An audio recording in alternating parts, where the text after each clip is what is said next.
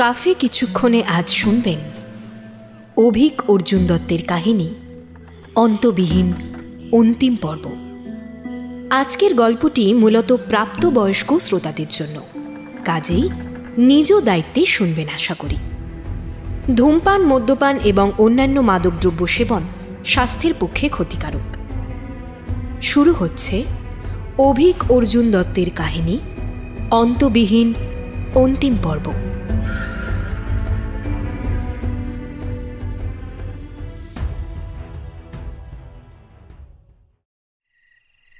একটা truth house থাকলে কত ভালো হতো না? ডাইনিং হল থেকে খেয়ে বেরিয়ে হাঁটছিল তারা। প্রীতিকার প্রশ্নের উত্তরে তথাগত অন্যমনস্কভাবে বলল, আজকে চিকেনটা ভালো ছিল, কিন্তু নন ভেজ বলতে এরা কি চিকেন ছাড়া আর কিছু বোঝে না? ভেজ মানেও পনির, ব্যাপারটা একটু একঘেয়ে হচ্ছে না? প্রীতিকা বলল, তুমি কি আমার কথাটা শুনতে পেলে না? খাবারের কথা জিজ্ঞেস করলে তো? না, আমি বলছিলাম ট্রুথ হাউসের কথা। এখানের খাবার ভালো, কস্টলি, কিন্তু ভালো। খাবারটাও ফ্রেশই দেয়। Truth house? ও আচ্ছা, হ্যাঁ, কি বলছিলে ট্রুথ হাউসের ব্যাপারে? বললাম যে একটা ট্রুথ হাউস থাকলে কত ভালো হতো। আমরা নিজেরাই বুঝে নিতাম কে সত্যি বলছে কে মিথ্যে বলছে। নার্কো টেস্টেরও দরকার পড়তো না। পুলিশ সাসপেক্টদের ট্রুথ হাউসে নিয়ে এলেই সত্যিটা বেরিয়ে যেত। পুলিশ যে সব সময় সত্যি কথা বলে সেটা তোমায় কে বলল? পুলিশও তো মানুষ। তুমি কি বলতে চাও? পুলিশকে কেনা যায়? পাহাড়ের ওপর দিকে তাদের ঘর, সিঁড়ি ভেঙে উঠতে হয়। তথাগত সিঁড়ি ভাঙতে ভাঙতে দাঁড়িয়ে পড়ে বলল, আমি কোথায় বললাম সেটা? কথাটা তো সেদিকেই যায়।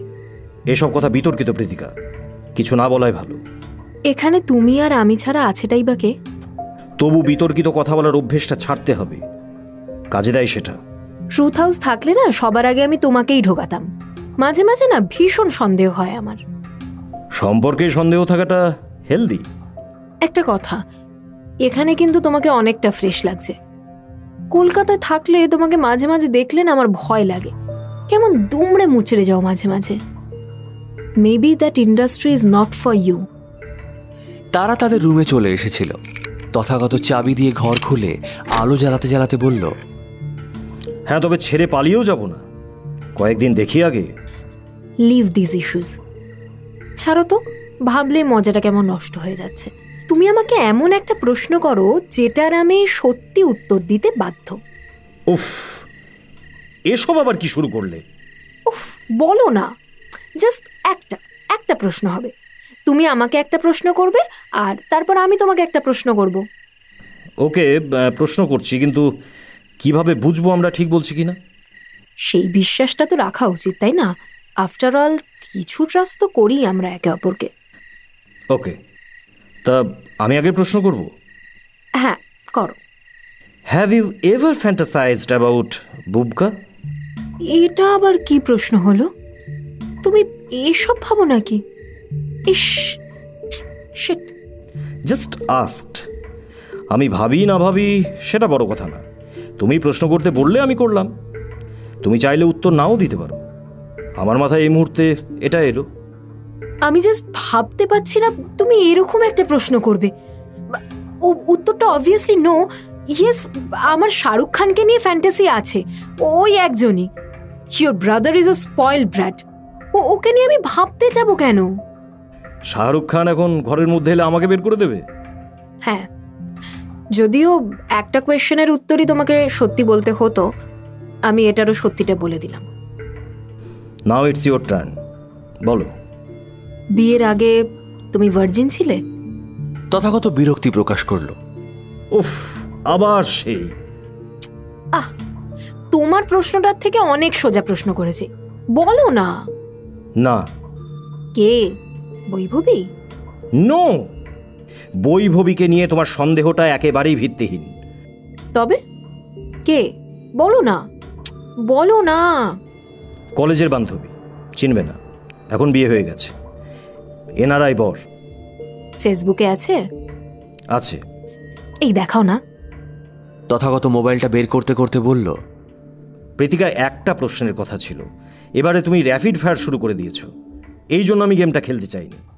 Leave it. দেখাতে হবে না। না না, দেখো দেখো, দেখতে চেয়েছো যখন দেখে নাও। তথাগত ফোনে ফেসবুকের আইকনে ট্যাপ করতে যাচ্ছিল, ঠিক সেই সময় ফোনটা বেজে উঠল। মিনিট খানেক কথা বলে ফোনটা রেখে বলল, অলোকানন্দা মুখার্জি মিসিং। অলোকানন্দা মুখার্জি মানে দীপ্ত রায়ের? তথাগত মাথা নাড়ল। প্রীতিকা বলল, মিসিং মানে কি? মিসিং মানে মিসিং, পাওয়া যাচ্ছে না কাল থেকে। আর আজ আমাকে ইদ্রিস এখন জানাচ্ছে। বাল একটা।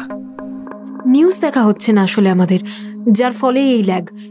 ইদ্রিস ভেবেছিল হয়তো তুমি দেখে নিয়েছো। সবাই সবকিছু ভেবে নিয়ে বসে থাকলে আর কি করে হবে? তুমি এত উত্তেজিত হয়ে যাচ্ছ কেন? তথাগত প্রীতিকার দিকে তাকিয়ে ধীরে ধীরে বলল, Pritika, Pritika, she knows something. She knows something. We can't lose her. Knows what? বৈভবীকে নিয়ে কিছু? তথাগত কথাটা ঘোরাতে চাইল। আমি কি করে জানবো? প্রীতিকা অবাক হয়ে বলল, তাহলে কথাটা বললে কেন তুমি? কি জানে ও? ফাক ইয়া ফাক! কি বুলশিট বকে যাচ্ছ তখন থেকে? She was pregnant and Dipto Rai tried to force her to abort her child. এটা নিউজ হলে আমাদের কতটা লাভ হবে বুঝতে পারছো? উফ, আমি কিছুই জানি না। তুমি কিছুই বলছো না আমাকে আজকাল। এত কথা তুমি পেটে চেপে রাখো কিভাবে? কারণ আমি কাজে মন দিতে চেয়েছিলাম। নাও না, আবার সবকিছু খেটে গেল। শিট!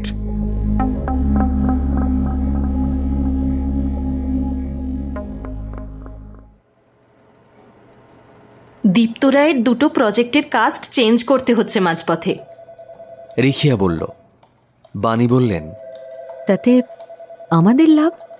আমাদেরই তো লাভ, টিআরপি ফল করবে ওদের। বাণী হাত দিয়ে কথাটা ওড়ানোর ভঙ্গি করে বললেন, আরে ওসব তো শর্ট টার্ম লাভ। টিআরপি 2-3টে উইক এফেক্টেড হবে, তারপর? রিখিয়া একটু ভেবে বলল, হ্যাঁ, সেটা তো ভেবে দেখিনি। দীপ্ত রায়ের লাভ লোকসান চিন্তা করলে হবে না রেখিয়া। আমরাও কিন্তু এখন খুব একটা কমফর্টেবল পজিশনে নেই। তুমি কি বুবকাকে নিয়ে টেনশন করছো? ও কিন্তু শুটের সময় যথেষ্ট সিরিয়াস থাকছে এবং ঠিকঠাক কথাও শুনছে। চিন্তাটা বুবকাকে নিয়ে আমার সর্বক্ষণ থাকে, কিন্তু বুবকার থেকেও আমার বেশি চিন্তা ওর দাদাকে নিয়ে। হি ইজ স্ট্রাগলিং এবং সেটা চোখে লাগছে। রিখিয়া বাণী মিত্রের দিকে তাকালো।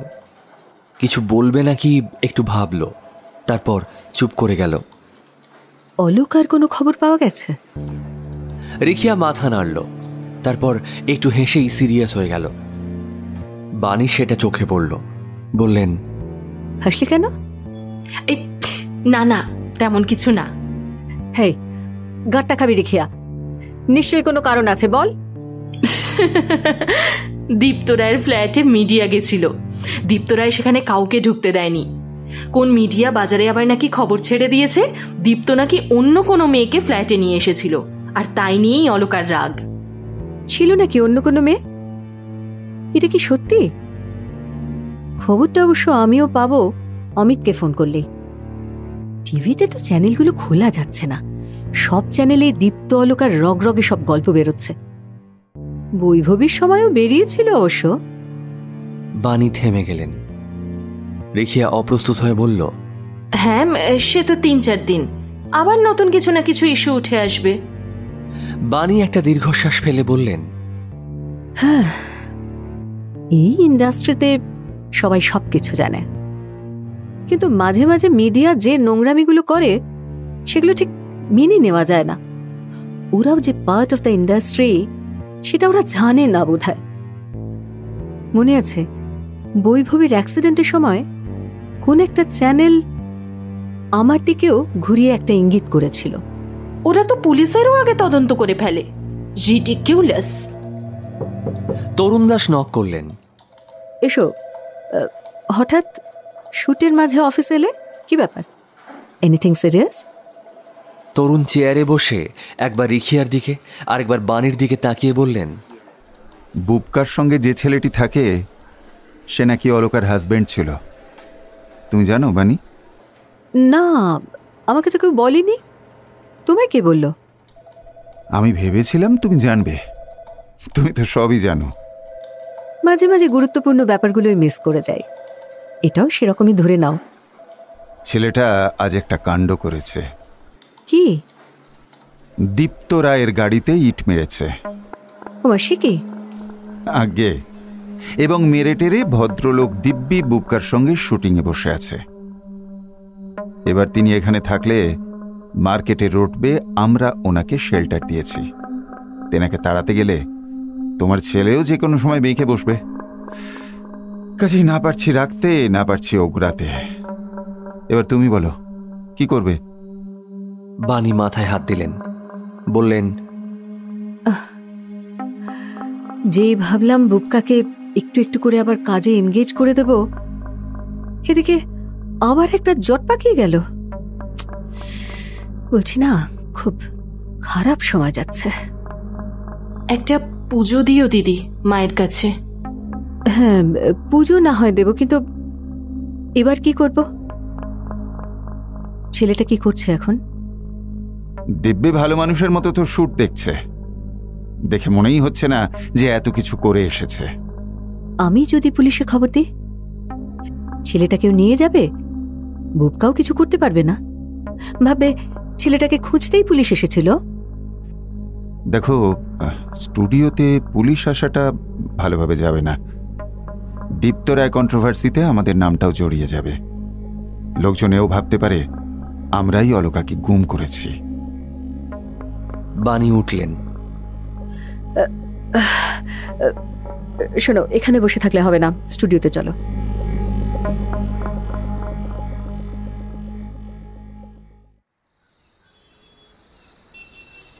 জানো, যাকে ভালোবাসি, যাকে ভেবেছিলাম সে আমায় ছাড়া কাউকে ভালোবাসতে পারে না, যদি দেখতে পাই সে আমাকে ধোঁকা দিচ্ছে, তখন সব কিছু শেষ হয়ে যায় গুরু। মনে হয় সবাইকে গুলি করে মেরে দিই। শুভ বুবকার গাড়ির পেছনের সিটে শুয়েছিল। রাত 2:30। শহরের রাস্তায় গাড়ি সাইড করে মদ খাচ্ছে তারা। বুবকা বলল, তুমি ইটটা মারলে কোন বুদ্ধিতে? দীপ্ত রায়টাতে কোন বালটা ছেঁড়া যাবে শুভদা? হ্যাঁ, আরে গাড়িতে একটা ইন্স্যুরেন্স থাকে তো। তাও যদি গাড়ির ভিতরে দীপ্তদা থাকতো একটা কথা ছিল। কি যে করো না শুভদা, সত্যি মাইরি। গাড়িটা দেখেই মাথা গরম হয়ে গেল গুরু। যখনই মনে পড়ল ওই গাড়িটা করেই অলকাকে নিয়ে যেত ওই শুয়োরের বাচ্চাটা, মাথা ঠিক রাখতে পারলাম না। আরে লাভটা কি হলো হইতে? এখন তো কদিন শুটিং দেখতেও তোমায় নিতে পারবো না। কোনো চিন্তা নেই, আমি ওই সময় গাড়িতে বসে থাকবো। আর মামা যদি ধরে নিয়ে যায় তাহলে তো বেঁচেই গেলাম, কদিন ফোকটে সরকারি খানা খেয়ে আসবো। ওই আনন্দেই থাকো। সরকারি ক্যালানি তো খাওনি? না, একবার খেয়েছি, কি কেস ভুলে গেছি। তবে খেয়েছিলাম লাঠির বাড়ি, বলিনি এখনো। বেজায় ব্যথা হয়েছিল। তবে যাই বলো গুরু, তোমার মা কিন্তু খুব ভালো, কি সুন্দর বুঝিয়ে দিলেন এখন কদিন শুটিংয়ে এসো না। হ্যাঁ, যুক্তিটা বুঝিয়ে বললো। দাদা থাকলে আর ঝামেলা হতো যদি কিছু বলতে আসতো। নেহাতি মা বলে আর কিছু বললাম না। যাক, বলেছেন যখন তখন মেনে নিলাম। যাবো না স্টুডিওর ভেতর। তবে তুমি কিন্তু গুরু অ্যাক্টিংটা খাসা করো। যখন গিয়ে দাঁড়াও তখন মনেই হয় না 18 ঘন্টা বাবার প্রসাদ আর মালের ভরসায় বেঁচে থাকো। আমি হলে তো ওই লাইট ক্যামেরা অ্যাকশন শুনেই ভিড়মি খেতাম। কেমন নেশার মতো হয়ে গেছিল শুটিং দেখাটা, জানো। যা সালা, এটা কিস্তি মারলে না ভালো বললে? ভালো বললাম তো। তোমার গুরু রক্তে অ্যাক্টিং আছে।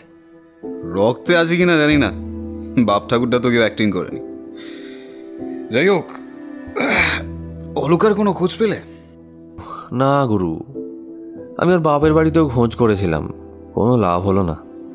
অবশ্য খোঁজ পেয়েই বা কি হবে, সে পাখি আর ঘরে ফিরবে না। যাই নাকি? তো কি করে জানলে? তুমি কি অন্তর্যামী নাকি? গুরু, যা করেছিলাম তারপর কি আর ফেরে? ওই দিনটার আগে কোনোদিন গায়ে হাত তুলিনি, কোনো দিন। কি যে হলো সেদিন ভাবতেই পারছি না আমি, মাথা ঠিক রাখতে পারলাম না কেন। তোমাকেও দোষ দেওয়া যায় না অবশ্য, মাথা তো গরম হওয়ারই কথা। নেতাগুলো কম হারামি না গুরু, জানো, আমাকে রোজ টোন করতো, মাথা গরম করাতো। যেই দীপ্ত রায় ফ্ল্যাটে ঝামেলাটা করলাম, শালা যেতেই তাড়া দিয়ে দিল। গরিবদের জন্য কোনো নেতা আসে না আসলে, বুঝলে, কোনো নেতা আসে না, সব টাকার ভক্ত। বুবকা গাড়ি স্টার্ট দিল। কোথায় যাবে? বোতল তো ফাঁকা হতে বহু দেরি। চলো দীপ্ত রায়ের ফ্ল্যাটে যাব। শুভ শুয়েছিল, উঠে বসলো। হ্যাঁ, কি করতে? কথা বলবো, তুমি শুধু মাথা গরম না করে চুপচাপ বসে থাকবে, একটা কথাও বলবে না। এই মাথা গরম হয়ে গেলে ঝামেলা হয়ে যাবে তো। তার চেয়ে এক কাজ করো না, আমি গাড়িতে বসি, তুমি কথা বলো। হ্যাঁ, মালটা এখন ঘুমোচ্ছে তো, ও ফ্ল্যাটে তো ঢুকতে দেবে না। তাছাড়া নিচে সিকিউরিটি আছে। আরে অ্যাপার্টমেন্টের পিছনের দেওয়াল টপকাবো, ওদিকটা দেওয়ালটা নিচু, আর সিকিউরিটি কিছু বুঝবে না। তুমি তুমি গাড়িতেই থেকো। ওরে বাবা, সে তো কঠিন ব্যাপার, যদি ধরা পড়ো। দেখাই যাক না।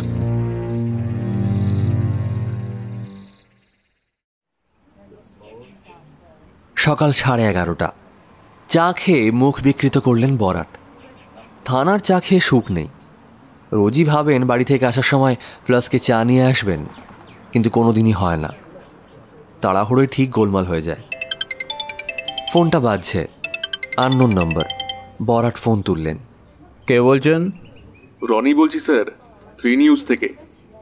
ভুলে গেলেন সেদিন জাকারিয়া স্ট্রিটে কাবাব খাওয়ালেন? বরাটের ঠোঁটের কোণে হাসি ফুটল। এটা আবার কোন নাম্বার থেকে ফোন করছো? স্যার, এটা জিও নাম্বার, ফ্রি পেয়েছি, যতদিন কথা বলা যায়। ওহ, তোমাদের এই জিও নাম্বারের জ্বালায় অবস্থা খারাপ হয়ে গেল। সবাই শুধু আননোন নাম্বার থেকে ফোন করে। তা যা বলেছেন স্যার, আমারও এক অবস্থা। এবার ঝোলা থেকে বিড়ালটা বার করো তো বাবা। ফোন করলে কেন? কোনো খবর বের করতে চাও? স্যার, দুটো ব্যাপারে ফোন করেছি। বলে ফেলো। এক, অলোকানন্দা মুখার্জির কি হলো? ওহ, বুঝেছি, সকাল থেকে তুমি 3 নম্বর। সে কি স্যার, সবাই সবকিছু জেনে গেল নাকি? তোমার চিন্তার কোনো কারণ নেই, কেউই কিছু জানতে পারেনি, কারণ আমিও অন্ধকারে এখনো। একটাও কোনো ক্লু পাননি? কল লিস্ট চেক করেছিলেন ফোনের? হ্যাঁ, আর 5টা দিনের মধ্যেই স্বাভাবিক। ইনফ্যাক্ট সেদিন কাউকে ফোনই করেনি দেখছি। স্যার, আরেকটা প্রশ্ন করি। দীপ্ত রায়ের ফ্ল্যাটে একজন মহিলা ছিল, কে সে? আরে ভাই, দীপ্ত রায় তো আমাদের বোন বলে পরিচয় করালো। দূর সম্পর্কের বোন, শিলিগুড়িতে থাকে নাকি? দেখলেন স্যার, ঠেলায় পড়লে লোকে বেশ্যাকেও নিজের বোন বানিয়ে দেয়। মেয়েটা এসকর্ট সার্ভিসে কাজ করে।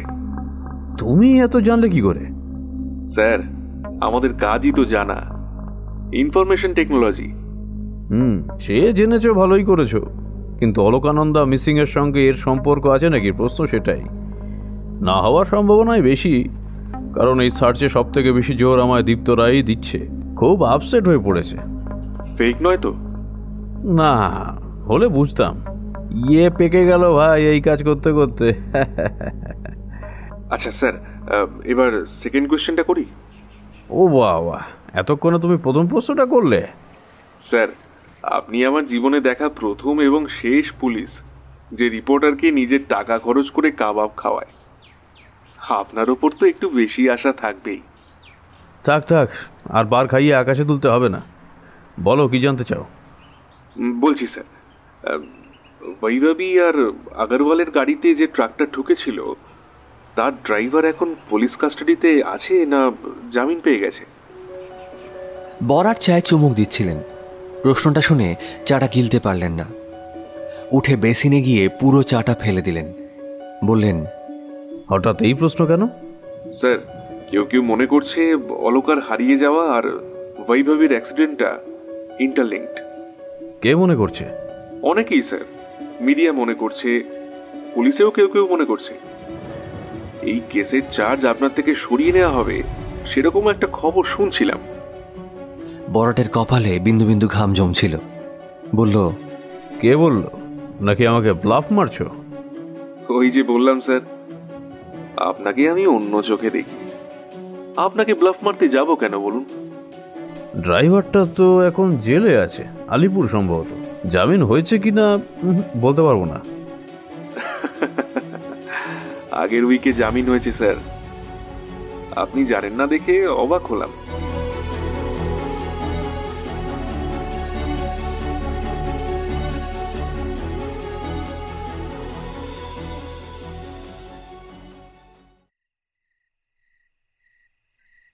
রিমি খাটে শুয়ে নিঃশব্দে কাতরাচ্ছিল।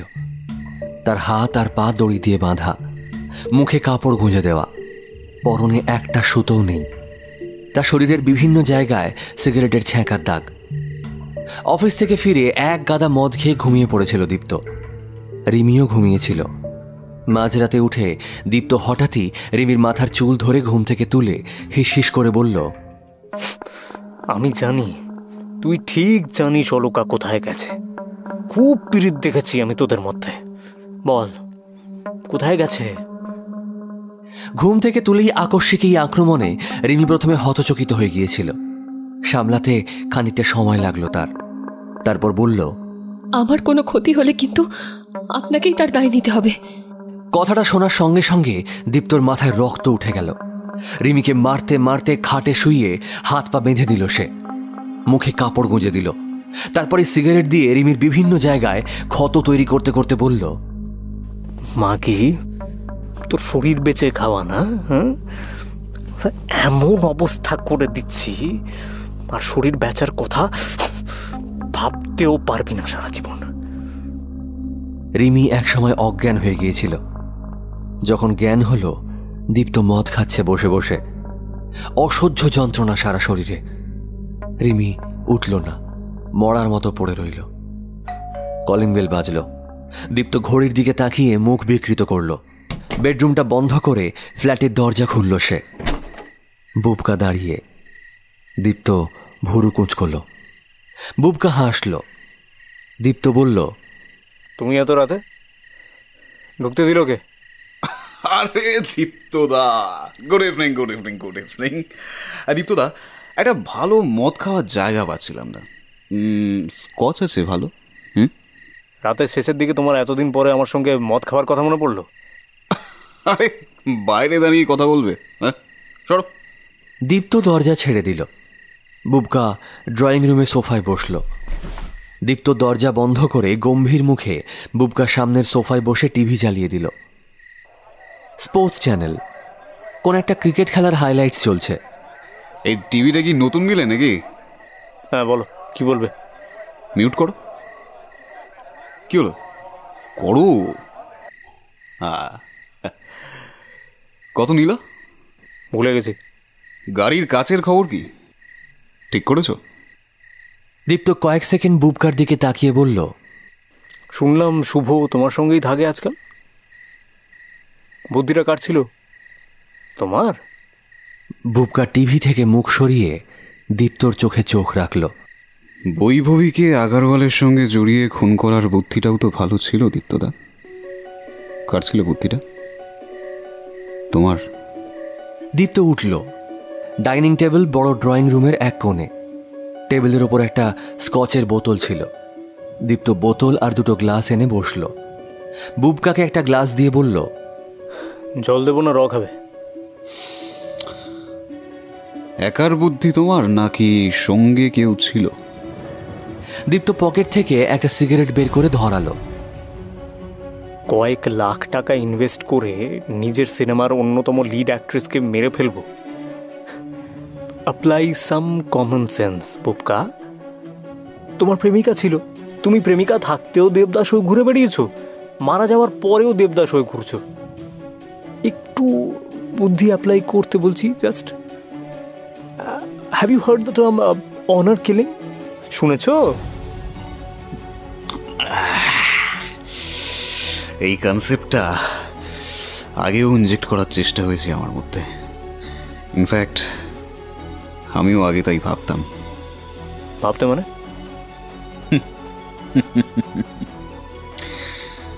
মানে এখন আর ভাবি না, শুধু ভাবি একটা রাইভালরির জন্য একটা নির্দোষ মেয়েকে দুশ্চরিত্রা প্রমাণ করে খুন করতে দুবার ভাবো না তোমরা? দীপ্তর চোখ লাল হয়ে গিয়েছিল।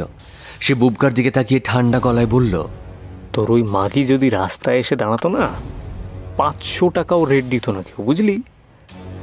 বুড়ি ছিবড়ে হওয়া মাল ছিল একটা। গান্ডুর মতো ওর জন্য নিজের ক্যারিয়ারটা নষ্ট করেছিস। তোর তো ভালোই হবে, ওর জন্য অনেক বেশি টাকা খরচ করেছি, কম্পেনসেট করে দিস। বুবকা গ্লাসটা ছুঁড়ে মারল দীপ্ত রায়ের দিকে। দীপ্তর হাতের কাছে একটা পেপার ওয়েট ছিল, সেটা ছুঁড়ে মারল বুবকার দিকে। একটুর জন্য লক্ষ্যভ্রষ্ট হলো সেটা। বুবকা উঠে দীপ্তর পেটে একটা সপাটে লাথি মারল। দীপ্ত ক্লান্ত ছিল, বুবকার লাথিটা নিতে পারল না। প্রবল রাগের মাথায় বুবকা পর পর ঘুষি মারতে থাকলো দীপ্তর মুখে। দীপ্তর ঠোঁটের পাশ দিয়ে রক্ত পড়তে লাগলো। উদ্দেশ্যহীনভাবে বেশ কয়েকবার লাথি ঘুষি মারার পর বুবকা দীপ্তকে ছেড়ে দিল। টেবিল থেকে নিজের গ্লাসটা নিয়ে স্কচটা শেষ করলো সে। দরজা খুলে বেরোতে যাবে, দীপ্ত ওখান থেকেই চেঁচালো, শুনতে যখন চেয়েছিস তখন শুনেই যা। The project was co-produced by Mr. Tathagata Mitra. Best of luck. যা এবার। বুবকা একটু থমকে দাঁড়ালো, তারপর বেরিয়ে গেল।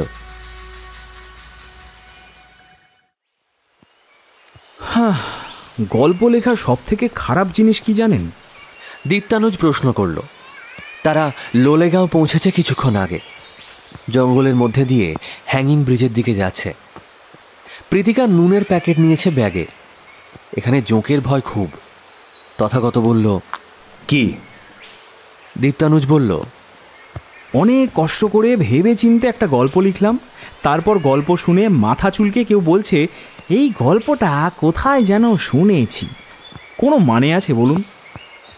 প্লটের মিল তো অনেক সময় কাকতালীয়ভাবে মিলে যেতেও পারে। অবশ্য অনেকেই আছে মিল না থাকলেও কষ্ট কল্পনা করে মেলাতে ভালোবাসে। এটা ওটার মতো বলার মধ্যে একটা ব্যাপার আছে। প্রীতিকা বলল, দ্যাট ফেমাস সিনেমা, কি যেন নামটা? আরে অরিত্রর সেকেন্ড সিনেমাটা, ওর ব্যাপারে যে কথাটা উঠেছিল সেটা মনে আছে? গোটা সিনেমাটার গল্পটাই নাকি আসলে রুদ্রশেখরের একটা গল্প অবলম্বনে ফার্স্ট টু লাস্ট টোকা। রুদ্রশেখর অদ্ভুতভাবে চেপে গেল সে সময়টা, নইলে ব্যাপারটা নিয়ে কম জল ঘোলা হয়নি। তথাগত ক্যামেরাটা নিয়ে জঙ্গলের ছবি তুলছিল। প্রীতিকার কথায় অবাক হয়ে বলল, তুমি তো দেখছি এসব ব্যাপারে আমার থেকেও বেশি জানো। কোত্থেকে শুনলে বলো তো? গোটা ইন্ডাস্ট্রি জানে, তুমিই শুধু জানো না। আরে আমার ট্রুথ হাউসের গল্পটা একজনকে শুনিয়েছিলাম। যেই ট্রুথ অ্যান্ড ডেয়ারের পার্টটা এসেছে অমনি বলছে এরকম নাকি একটা সিনেমা হয়েছে। ভাবুন জাস্ট। আরে মশাই, ট্রুথ অ্যান্ড ডেয়ার নিয়ে কি আর কোনো সিনেমা হবে না?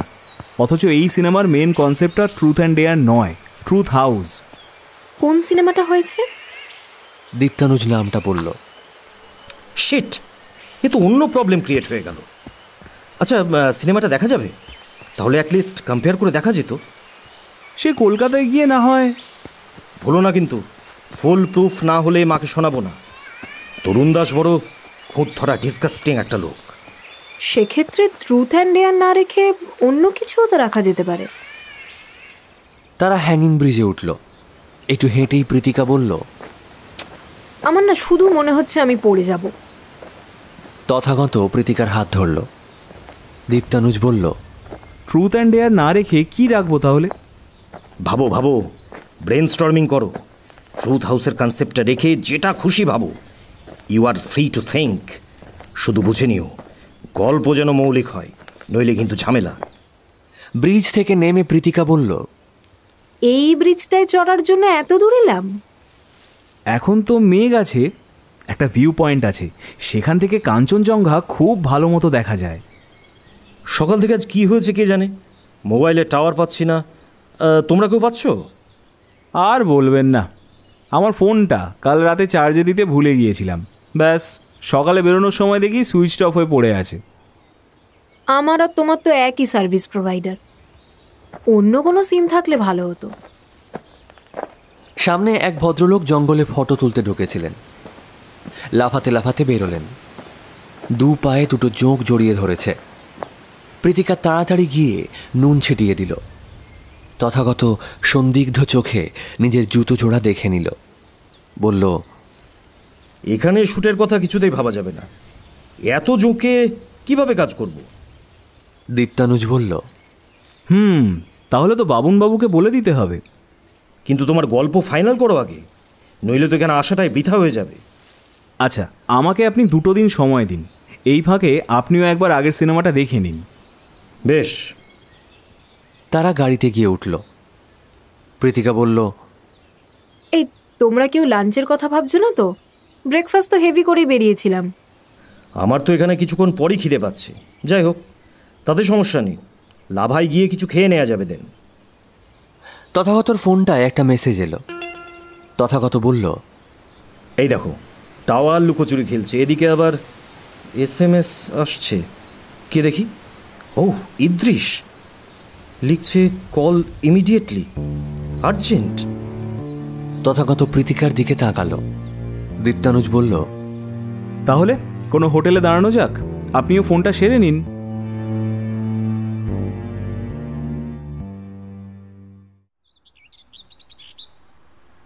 বাণীর ঘুম ভেঙেছে সকাল 11:30টায়। ব্রেকফাস্ট টেবিলে এসে দেখলেন বুবকা কোথাও যাবার জন্য জামা কাপড় পরে তৈরি হয়ে বসে আছে। বললেন, এখন উঠলে কোথাও যাবে? বুবকা কাগজ পড়ছিল, শুধু বলল, হ্যাঁ। শুট কটা থেকে আজ? 7টা। এখন কেমন লাগছে? ইন্টারেস্ট পাচ্ছ কিছু? হ্যাঁ। আচ্ছা, আমি বেরোবো এখন। খেয়ে নিয়ে বেরো। দরকার নেই, বাইরে খেয়ে নেবো, দেরি হয়ে যাবে। বাণী উঠে রান্নাঘরে গেলেন। রান্নার মেয়েটার রান্না সবে শেষ হয়েছে। ওখান থেকেই বললেন, খেয়ে যাও, রান্না হয়ে গেছে। বাণী মেয়েটাকে বলে দিলেন বুবকাকে খেতে দিতে। টেবিলে এসে বসলেন। বললেন, তোমার বাবার সঙ্গে শেষ কবে তোমার দেখা হয়েছে? ভুলে গেছি। বাণী দীর্ঘশ্বাস ফেললেন। বললেন, একদিন বাড়ি থেকো, কথা বলো। একটা কাজ করা যাক না, এই রোববারটা আমরা সবাই বাড়ি থাকি, লাঞ্চে কোথাও চলো সবাই একসঙ্গে খেতে যাই, আগে যেমন যেতাম। আমরা প্রতি রবিবারই এটা করতে পারি। আচ্ছা, ফার্স্ট ডে কোথায় যাব সেটা তুমি ঠিক করো। ফার্স্ট ডেটা বৌদি ঠিক করুক, নিউয়েস্ট ইন দ্য ফ্যামিলি, ওকেই বলো। ওকে, ডান। ওরা পরশু ফিরছে, রবিবারে কারো কোনো প্রবলেম হবে না আশা করি। বুবকাকে ভাত দিল মেয়েটা। বুবকা খেতে শুরু করলো। বাণী মোবাইল ঘাঁটছিলেন। ফোন অন রেখেই ঘুমোতে যান, তবে সাইলেন্ট থাকে। ভ্রু কুঁচকে নাম্বারগুলো দেখতে দেখতে একটা নাম্বারে কল ব্যাক করলেন তিনি। কয়েক সেকেন্ড কথা বলার পর ফোনটা কেটে বুবকার দিকে তাকিয়ে বললেন, তুমি কাল দীপ্ত রায়ের ফ্ল্যাটে ঢুকে ওকে মারধর করে এসেছো? বুবকা খাচ্ছিল। খাওয়া বন্ধ না করে নিষ্পৃহ গলায় বলল, নাটক কে সব রটাচ্ছে? বাণী বুবকার দিকে তাকালেন। ছোটবেলায় স্কুলে মারপিট করে এসেও ছেলেটা এভাবেই ঠান্ডা থাকতো। বললেন, আমাকে যে ফোন করেছে সে তো বাজে খবর দেবে না? তুমি কেন স্বীকার করছো না বুবকা? বুবকা মাংসের ঝোল দিয়ে ভাত মাখতে মাখতে বলল, ব্রেকিং নিউজে দেখাচ্ছে নাকি? তুমি একজন সেলিব্রিটি হয়ে একটা হাউসের মাথাকে মেরে চলে আসবে আর ভেবেছ সেই খবরটা কেউ জানবে না? কেন করলে এরকম? কারণ দীপ্ত রায় স্বীকার করেছে যে বৈভবীকে মার্ডারের পেছনে ওর হাত আছে। বাণী বুবকার দিকে তাকালেন। বুবকার কোনো উত্তেজনা নেই, আবার খাওয়া শুরু করেছে। এটা তুমি ওকে মেরে ধরে জানতে পারলে? আরও জানতে পারলাম এই প্ল্যানে নাকি ওর সঙ্গে দাদাও ছিল। এই মাংসটা ভালো হয়েছে। বাণী আর চোখে দেখলেন রান্নার মেয়েটা আছে নাকি। মেয়েটা রান্নাঘরেই আছে দেখে আশ্বস্ত হয়ে বললেন, তুমি বুঝতে পারছো এটা একটা ট্র্যাপ? দীপ্ত মিথ্যে বলছে। ওই পুরো ব্যাপারটাই দীপ্ত করিয়েছে যাতে তোমার সঙ্গে তোমার দাদার ঝামেলা বেঁধে যায়। আমাদের ফ্যামিলিতে যত ঝামেলা থাকবে তত কমফোর্টেবল পজিশনে থাকবে, সেটা বোঝো।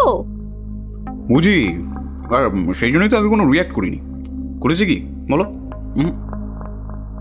বানি অসহায় বোধ করলেন। এই বুবকাকে তিনি চিনতে পারছেন না। এর চেয়ে ঝামেলা করতো, চেঁচামেচি করতো, তাহলে অন্তত বুঝতে পারতেন বুবকা রেগে আছে। এভাবে তো বুবকাকে পড়াই যাচ্ছে না। বললেন, তুমি খেয়ে কোথায় যাবে? বলা যাবে না। কেন বলা যাবে না জানতে পারি? আমার আর খেতে ইচ্ছে করছে না, আমি বেরোই। অনেকটা খাবার না খেয়েই বুবকা উঠে গেল। বানি বললেন, শোনো, এমন কিছু করো না যাতে যেটুকু সম্মান অবশিষ্ট আছে সেটুকু নষ্ট হয়ে যায়। বুবকা মুখ ধুচ্ছিল। মুখ মুছে বানির সামনের চেয়ারে এসে বসে বলল, মা, আমি জাস্ট তোমাকে একটা ফেয়ার চান্স দিতে চাই। তুমি শুধু আমাকে একটা কথা জানাও, বৈভবীর মার্ডারে তুমি কি যুক্ত আছো নাকি নেই? আর আশা করবো তুমি আমাকে মিথ্যে বলবে না। মাকে খুনি বলতে চাইছো তুমি? শোনো, তুমি ভুলে যেও না সিপিকে বলে আমি বৈভবীর কেসটা রিওপেন করিয়েছি। বিশ্বাস করো, অন্য কারো থেকে যখন জানতে পারি যে ঘরেরই কেউ ব্যাকস্ট্যাপ করছে, তখন না খুব কষ্ট হয় মা, খুব। যেখানে যাচ্ছিলে যাও, দেরি হয়ে যাবে। বুবকা চেয়ার ছেড়ে উঠে দাঁড়ালো। রবিবারের প্রোগ্রামটা বৌদির সাথে কথা বলে জানিয়ে দিও কোথায় হচ্ছে। এলাম। বানি চুপ করে বসে থাকলেন। বুবকা ঘর থেকে বেরিয়ে গেল।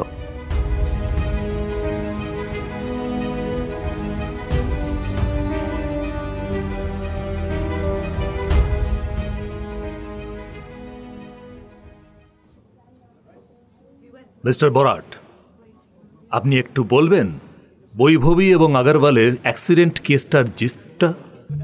বেশি সময় না নিয়ে অবশ্যই। এসি চলছিল, তবু বরাটের ঘাম হচ্ছিল। তিনি রুমাল দিয়ে কপালের ঘাম মুছে নিয়ে বললেন, স্যার, 29শে মার্চ রাতে ওরা দুজন মন্দারমণি যাচ্ছিলেন। এক মিনিট, আপনি কি করে জানলেন ওরা মন্দারমণিই যাচ্ছিলেন? স্যার, ড্রাইভারকে আগরওয়াল সেদিন বিকেলে ছুটি দিয়ে দিয়েছিলেন, বলেছিলেন মন্দারমণি যাবেন। ওকে, মানে প্ল্যানটা চেঞ্জ হলেও কেউ কিচ্ছু জানতেন না, তাই তো? হ্যাঁ স্যার, আমরা ড্রাইভারের বক্তব্যটাকে গুরুত্ব দিয়েছি। বেশ, গো অ্যাহেড। এর পরের ঘটনা স্যার তো সবই জানে, কাগজেও বেরিয়েছে। কাগজে বেরোনো আর আপনার মুখ থেকে শোনার মধ্যে অনেক তফাৎ আছে বরাট। আপনি বলে যান, আমরা শুনছি। এরপরে সাঁতরাগাছি পেরিয়ে বম্বে রোডে পড়ে ওরা অ্যাক্সিডেন্ট করে। কি করে বলুন? মানে গাড়িটা রং সাইড থেকে একটা ট্রাককে ওভারটেক করতে যায়, ট্রাকটা বোঝেনি, আচমকা লেগে যায় গাড়িতে, গাড়িটা পাল্টি খায়, দুজনেই স্পট হয়ে যায়। গুড। গাড়ির ড্রাইভারকে কি কেস দেওয়া হয়েছিল? ফাইল দেখতে হবে স্যার। ফাইল দেখতে হবে কেন? স্যার, অনেকদিন তো হয়ে গেল, এখন ঠিক মনে পড়ছে না আর কি। বাহ, খুব রেসপন্সিবল লোক তো আপনি। Very good. তা ভুল করেও নিশ্চয়ই অনিচ্ছাকৃত খুনের মামলা করা হয়নি? ইয়ে স্যার, মনে পড়ছে না। আমি মনে করিয়ে দিই বরাট বাবু, একটা পেটি কেস দিয়ে ছেড়ে দিয়েছেন, খুবই পেটি কেস। জানেন আপনি জামিন হয়ে গেছে? না স্যার, জানি না। এক্সপেক্টেড। আচ্ছা, আপনি কি করেন থানায় এসে, নাকি সারাদিন ট্রাক ধরেন আর নোট গোনেন? ছি স্যার, এসব কি কথা? এই কেসটা কত টাকায় ডিল হয়েছিল? এক্স্যাক্ট অ্যামাউন্টটা কত? এসব কি বলছেন স্যার? আপনার ভুলে যাবার বহর দেখে তো আরো অনেক কিছুই মনে পড়ছে। এই মুহূর্তে আপনাকে এই কেস থেকে রেহাই দেওয়া হলো। আপনি কৌশিক রায়কে চার্জ হ্যান্ডওভার করে দেবেন। শোকজ খাবেন একটা হালকা করে। লিখিত উত্তরটা একটু সাবধানে দেবেন। দেখবেন ডিপার্টমেন্টাল ইনভেস্টিগেশন না শুরু হয় আপনার এগেইনস্টে। খুঁটি আছে?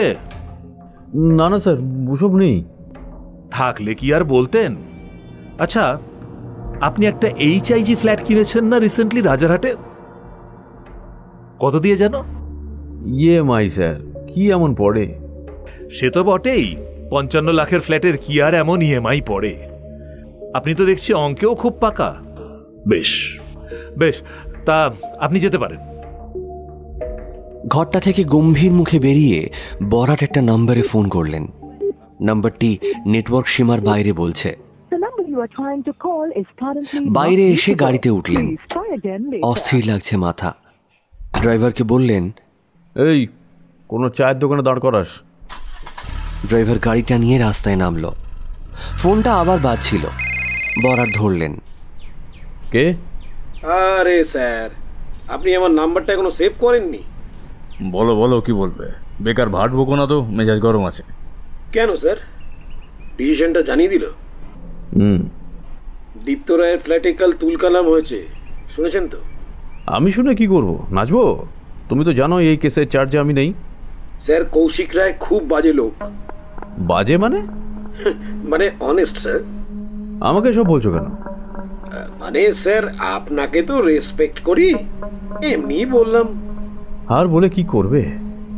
হ্যাঁ স্যার, আপনার ট্রান্সফারটাও পাক্কা, একবারে ঘোড়ার মুখের খবর স্যার।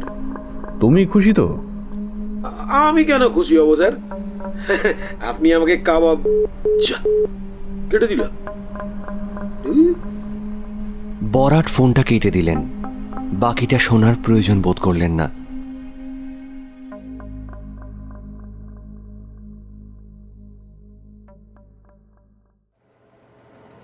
তোমার ছেলে হাতের বাইরে চলে গেছে বানি।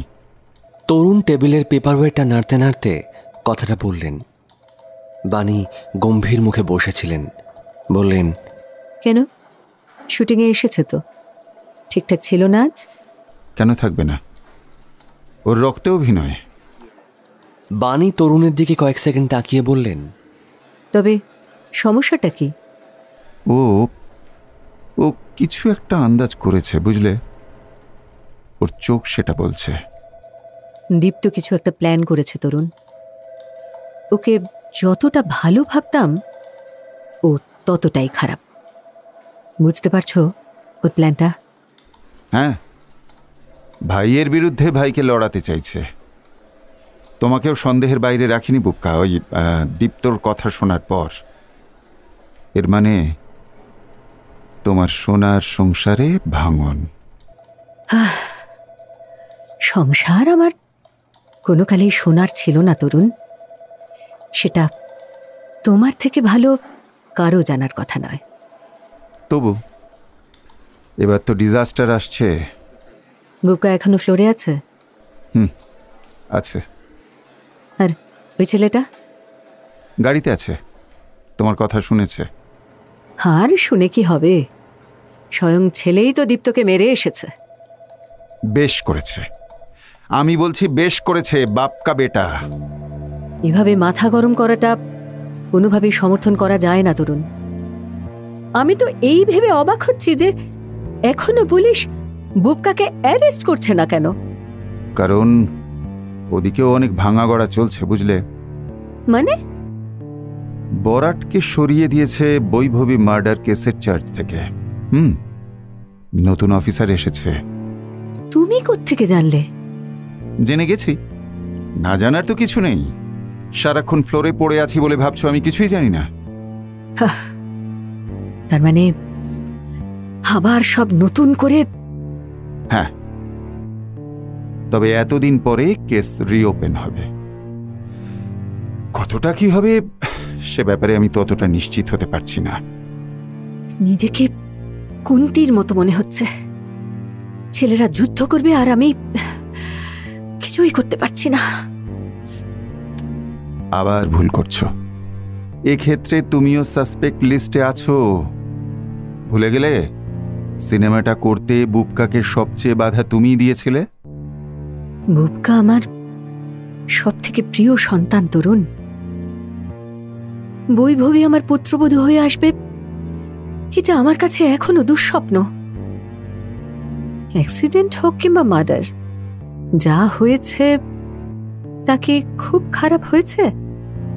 বুবকার তোমার সম্পর্কে সন্দেহটা অমূলক নয় বলতে চাইছো? বানির ফোন বাজছিল। ফোনটা দেখে বললেন, না, আবার তথাগত ফোন করছে। তুমি কিন্তু আমার প্রশ্নের উত্তরটা এড়িয়ে যাচ্ছ। বাণী ফোন ধরলেন। বলো। মা মা বলছি, বুবকা ফোন করেছিল? তথাগত গলাটা থমথমে। বাণী ঠান্ডা গলায় বললেন, কি বলছে? তোমায় হুমকি দিয়েছে? না, মানে স্বাভাবিক গলায় জিজ্ঞেস করেছে। এই রবিবার কোথায় নাকি সবাই মিলে লাঞ্চ করতে যাবে। প্রীতিকাকে ভেন্যু ঠিক করার জন্য ফোন করেছিল। কি তো ভালো ব্যাপার। আচ্ছা, তোমার গলাটা এরকম লাগছে কেন? তোমার ফোনেরই বা কি হয়েছিল? কিছুতেই পাওয়া যাচ্ছিল না। লোলেগাঁও গেছিলাম লোকেশন দেখতে, কোনো কারণে টাওয়ার পাচ্ছিলাম না।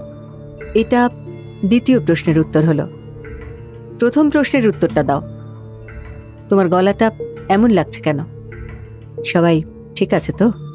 এরকম লাগছে কারণ আমি খবর পেলাম বুবকা কাল দীপ্ত রায়ের বাড়িতে গিয়ে দীপ্তর সঙ্গে ঝামেলা করে এসেছে, মারধরও করেছে, এবং সেটা একতরফা। তোমাকে সে খবরটা কে দিল? দীপ্ত নিজে? একটু ইতস্তত করে তথাগত বলল, হ্যাঁ। বাহ, বেশ। তো তোমাকে কি দীপ্ত এটা বলেছে যে সে বুবকাকে বলেছে বৈভবীকে মারার প্ল্যানে তুমিও ছিলে ওর সঙ্গে? তথাগত রাগী গলায় নিজের মনেই একটা গালাগালি দিয়ে বলল, সরি, এটা তোমাকে বুবকা বলল? হ্যাঁ। তো এর পরেও তুমি দীপ্ত রায়ের ফোন ধরবে তো?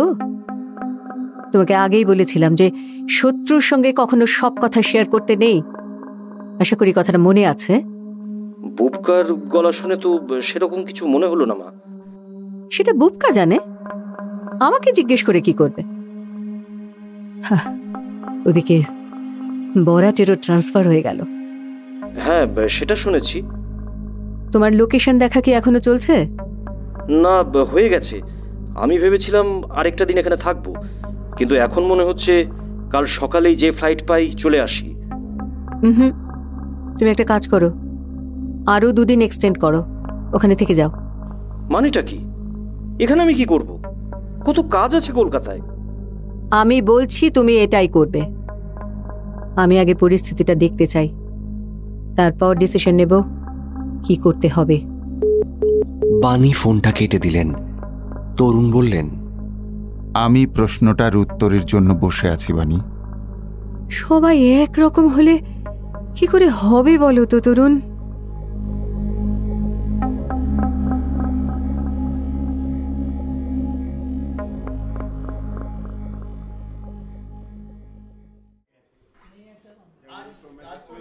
দীপ্ত অফিসে ছিল। রিসেপশনিস্ট ফোন করে জানালো পুলিশের কেউ একজন দেখা করতে এসেছেন। দীপ্ত ভ্রু কুঁচকে বলল, ঠিক আছে, পাঠিয়ে দিন। কৌশিক দীপ্তর চেম্বারে ঢুকে বললেন, বাহ, আপনার তো বেশ রুচি আছে মশাই। চা না কফি? ডিউটি আওয়ার্সে কিছু খাই না। ডিউটি আওয়ার্সের পর কি খান? কৌশিক প্যান্টের পকেট থেকে সিগারেটের প্যাকেট বের করে একটা সিগারেট ধরিয়ে বললেন, সবার কাছ থেকে সবকিছু খাওয়া যায় না জানেন তো। আমি আবার পার্টনার চয়েসের ব্যাপারে ভীষণ খুঁতখুঁতে। বাজে স্বভাব, কান্ট হেল্প ইট, বুঝলেন কিনা? আমি পার্টনার হিসেবে খারাপ নই, সেটা সবাই বলে, কিন্তু অলোকানন্দ মুখার্জিও তাই বলতেন নাকি? অফকোর্স। তা এখন বলছেন না কেন? দেখুন, সবার আগে তো আমিই চাই অলোকা কোথায় আছে সেটা জানতে। আমি তো অনেকবার আপনাদের রিকোয়েস্ট করেছি কেসটায় যেন হাইয়েস্ট প্রায়োরিটি দেওয়া হয়। আচ্ছা, তাই? জানতাম না তো। আপনি ফোর্স করেছেন যখন, তখন নিশ্চয়ই দেখা হবে। আপনি একজন পাওয়ারফুল লোক মিস্টার রায়। এখানে আসার আগে 3টে জায়গা থেকে ফোন এসে গেছে। আমি কাউকে কিছু বলতে বলিনি, সেটা ভাবলে ভুল ভাববেন। কৌশিক সিগারেটটা অর্ধেক খেয়ে অ্যাস্ট্রেতে গুঁজতে গুঁজতে বললেন, আচ্ছা, আপনার ফ্ল্যাটে একটি মেয়ে আছে, আপনি বলেছেন না আপনার বোন? হ্যাঁ, দূর সম্পর্কের, শিলিগুড়িতে থাকে। বেশ বেশ বেশ। তা আপনি শরদিন্দু পড়েছেন, মানে আপনারা প্রোডাকশন হাউস চালান, পড়াশোনা করেছেন আশা করি। অবশ্য আপনাদের সিরিয়ালগুলো তো দেখলে মনে হয় না কেউ পড়াশোনা করেছে বলে। সেই একই বালবিজি জিনিস গতে ফেলে চালিয়ে যাচ্ছেন। সরি, স্ল্যাং ইউজ করে ফেললাম, কিছু মনে করবেন না। তা যে কথা বলছিলাম, শরদিন্দু পড়েছেন? সব পড়িনি, কিছু কিছু পড়েছি। ব্যোমকেশ পড়েছি খানিকটা। না, এটা ব্যোমকেশ রিলেটেড না। যাকে একটা গল্প আছে যেখানে এক বাদশার কাজই ছিল নারী ভোগ করা, প্রতিদিন নতুন নতুন নারী। কি হয়েছে কি? এসব গল্প আমাকে শুনিয়ে কি বলতে চাইছেন অফিসার? কৌশিক আবার প্যাকেটটা থেকে একটা সিগারেট বের করে ধরাতে ধরাতে বললেন, ডাক্তার বলেছে সিগারেট কম খেতে, বুঝলেন, তাই হাফ করে খাচ্ছি। আশা করি ডাক্তারের বাবার এতে কোনো অসুবিধা হবে না। তা বাদ দিন, আমি যখন একটা কথা বলবো বাধা দেবেন না, বুঝেছেন? এসিতে আছেন, এসি গাড়িতে চড়ছেন, বন্ধ ঘরে যখন 3rd ডিগ্রিটা খাবেন তখন বুঝবেন পুলিশ কি জিনিস। এখনো বোঝেননি। এসব কি ভাষায় কথা বলছেন? তা কোন ভাষায় কথা বলবো বলুন দেখি আপনার সঙ্গে? আপনি ঠিক করে দিন না হয়। আপনি আমার রিচ জানেন না। আপনিও আমার রিচ জানেন না মশাই। নিন্দুকেরা বলে নরকেও আমি লোকটোক রাখি, বুঝলেন? আমি আপনাকে আর কিচ্ছু বলবো না, যা বলার আমার লয়ার বলবে। বেশ বেশ বেশ, সে আপনি যাকে খুশি আমার সঙ্গে কথা বলতে পাঠাতে পারেন। যাই হোক, একটা কথা বলুন দেখি, বরাটের সঙ্গে কত টাকায় ডিল হয়েছিল? কি উল্টোপাল্টা কথা বলছেন? বরাটের সঙ্গে আমার ডিল হবে কেন? আপনি অ্যাক্টিং করতে পারেন তো? হ্যাঁ, কি ভালো অ্যাক্টিং জানেন আপনি, দেখতেও ভালো। কি যে করছেন! সেটা আমার personal choice. Who the hell are you যে আমাকে এসব কথা বলছেন? হ্যাঁ, 2 টাকার অফিসার একটা। ওসব বলবেন না, টাকার কথা বলে দুঃখ বাড়াবেন না। বরাটের ট্রান্সফার হয়েছে শুনেছেন তো? না, আমি ওসব কিছু জানি না। আপনি তো কিছুই জানেন না দেখি। বাবার নামটা জানেন তো? Just get out from here. আপনি কোথায় পা দিয়েছেন আপনি নিজেও জানেন না। আউট। আমি একটা বন্ধুত্বপূর্ণ পরিবেশে আপনার সঙ্গে কথা বলতে এসেছিলাম। বেশ, তো আপনি তো কথা বলতে চান না, আমার কি? আচ্ছা শুনুন, এখনো অবধি যা যা বললাম সেগুলো নিশ্চয়ই অনেককে এবারে আপনি রিলে করে শোনাবেন। তা সেই সব হয়ে গেলে একবার থানায় আসবেন আজকেই। সরকারি নিমন্ত্রণপত্রখানা পাঠিয়ে দিচ্ছি একটু পরেই। বাই। কৌশিক দীপ্তর উত্তরের অপেক্ষা না করেই ঘর থেকে বেরিয়ে গেলেন। দীপ্তর হাতে তার ফোনটা ছিল, সেটাই দেওয়ালে ছুঁড়ে মারল রাগের মাথায়।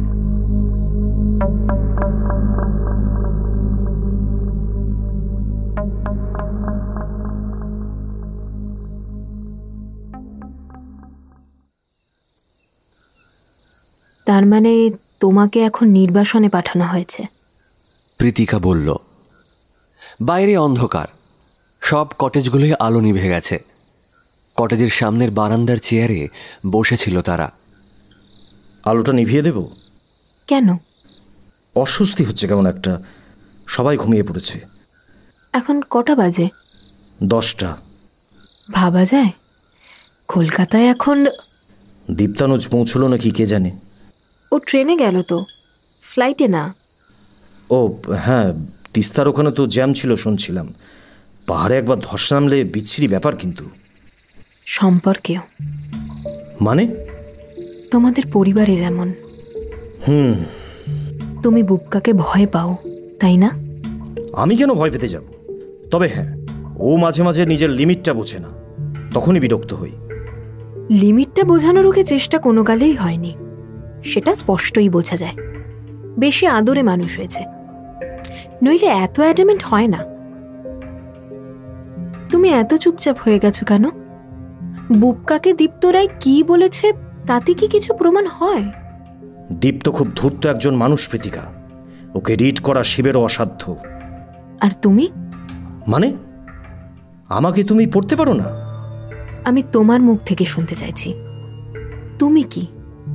তোমাকে রিড করা সহজ? তুমি বুবকাকে জড়িয়ে পর্যন্ত আমাকে সন্দেহ করো। সেদিন প্রশ্নটা না করলে আমি জানতে পারতাম। এখন এইসব প্রসঙ্গ কেন তুলছো প্রীতিকা? ইদ্রিশ কি বলছে? কি বলবে? দীপ্ত রায়কে মেরেছে বুবকা, বাণী মিত্র তরুণ দাসের সঙ্গে ক্লোজ ডোর মিটিং করছে, কৌশিক রায় সবাইকে জেরায় জেরায় অস্থির করে তুলছে, আর আমার খোঁজেও নাকি অফিসে গেছিল। Close door meeting? তোমার মায়ের চেম্বারে সোফাও আছে না?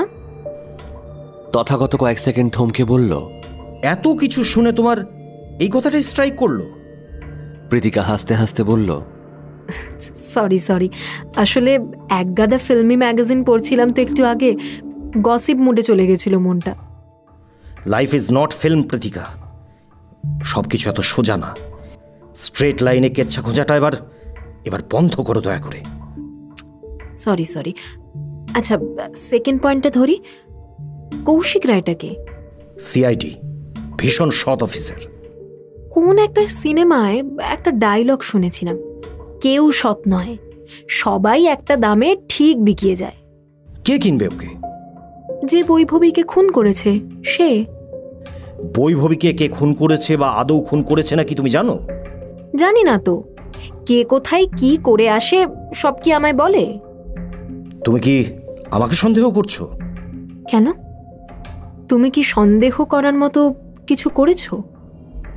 আচ্ছা, আমাকে একটা কথা বোঝাও তো, বৈভবী আগরওয়ালের সঙ্গে মন্দারমণি যাবে কেন? সেটা আমি কি করে জানবো? গেস করো কিছু একটা। কৌশিক রায় না কার কথা একটা বললে না, সে যদি জিজ্ঞেস করে তখন তো বলতে হবে তোমায়। This is not fun Pritika. হতেই পারে বৈভবীকে আগরওয়াল প্রতিশ্রুতি দিয়েছিল সিনেমায় চান্স দেবে বলে। হু নোস? বৈভবী কি ফ্রেশার নাকি? ও এত সহজে মেনে নেবে? মানা না মানাটা তো যার যার উপর, তাই না? যৌবনোত্তীর্ণা নায়িকা যে কাজ পাচ্ছে না, সে যদি কম্প্রোমাইজ করতে চায়, কে দেখতে যাচ্ছে? আচ্ছা, তোমার কাছে কম্প্রোমাইজের অফার আসে? আমি আর কদিন এসেছি। তো এলে কি করবে? তুমি কি আমাকে ওদের মতো ভেবেছো? আচ্ছা বাদ দাও, কৌশিক রায় সম্পর্কে কি ভেবেছো? কিছু ভাবিনি। কি ভাববো? সেই পুলিশকে তো শুধু দোষীরাই ভয় পায়, নির্দোষ লোক ভয় পেতে যাবে কেন? একটা কথা কিন্তু মনে রেখো, যদি কিছু করেও থাকো, ওরা কিন্তু সব আটঘাট বেঁধেই তোমার কাছে আসবে, কারণ তোমরা প্রভাবশালী। So be prepared. তুমি ধরেই নিয়েছো আমি বৈভবীকে মেরেছি, তাই তো? আমার ধরা না ধরায় কারো কিছু যায় আসে না। Then shut the fuck up. Bitch? তুমি বিচ বলছিলে? বাহ। Sorry Pritika, I am really sorry. Pritika ঠান্ডা গলায় বলল, আমি ঘুমোতে গেলাম, গুড নাইট। তথাগত কিছু বলল না, চুপচাপ বসে রইল।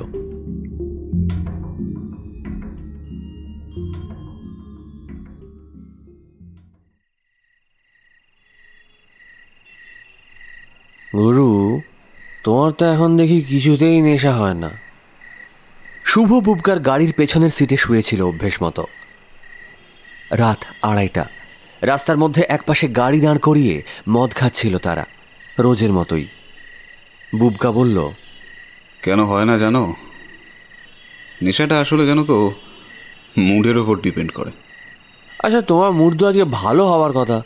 ওই শুয়োরের বাচ্চাটাকে গাঁড় কেলানি দিয়েছো, কোথায় আজ একটু ফুর্তি করবে তা না, কেমন একটা ঝিমিয়ে যাচ্ছ। শুধু দীপ্ত রায়কে মারলেই কি মুড ভালো হবে শুভদা? হলে তো খুশি হতাম। ওই বাঞ্চদকে মেরেছে, আমি তাতেই খুশি। মায়েরই বলছি, আর যদি হাতে টাকা থাকতো আমি তোমাকে মদের চান করিয়ে দিতাম। আচ্ছা, তুমি যখন কেলাচ্ছিলে মালটা কি বলছিল? কি আর বলবে, চুপচাপ মার খেয়ে গেল। এই দীপ্তবাড়া তো চুপচাপ মার খাবার মাল না গুরু। আরে হিরো মারলে ভিলেন তো মার খায়, জানো না? তা যা বলেছ গুরু, তুমি শালা সত্যি সত্যি একটা হিরোই বটে। বুবকা বোতল থেকে অনেকটা মদ গলায় ঢালল। এই সময় তার গাড়ির সামনে একটা বাইক এসে থামল। একজন বাইক থেকে নেমে ড্রাইভার সিটের পাশে এসে বলল, ও আপনি এখানে? আর আমি গোটা পৃথিবী খুঁজে বেড়াচ্ছি আপনাকে, দেখুন তো। আপনি কে? আমি ওই যে আপনারা বলেন না মামা, আমি ওই মামা। শুভ পেছন থেকে বলল, গুরু আজ গাঁ মারা গেল। লোকটা জানলা দিয়ে গলা বাড়িয়ে বলল, বাহ, আপনিও আছেন শুভবাবু। এই তো এক ডিলে 2 পাখি মারলাম ফিল হচ্ছে। আচ্ছা, দিন এসে গেল তো মশাই, গাড়িতে এসে বসতে পারি? বুবকা নিষ্পৃহ গলায় বলল, বসুন। কি খাচ্ছেন?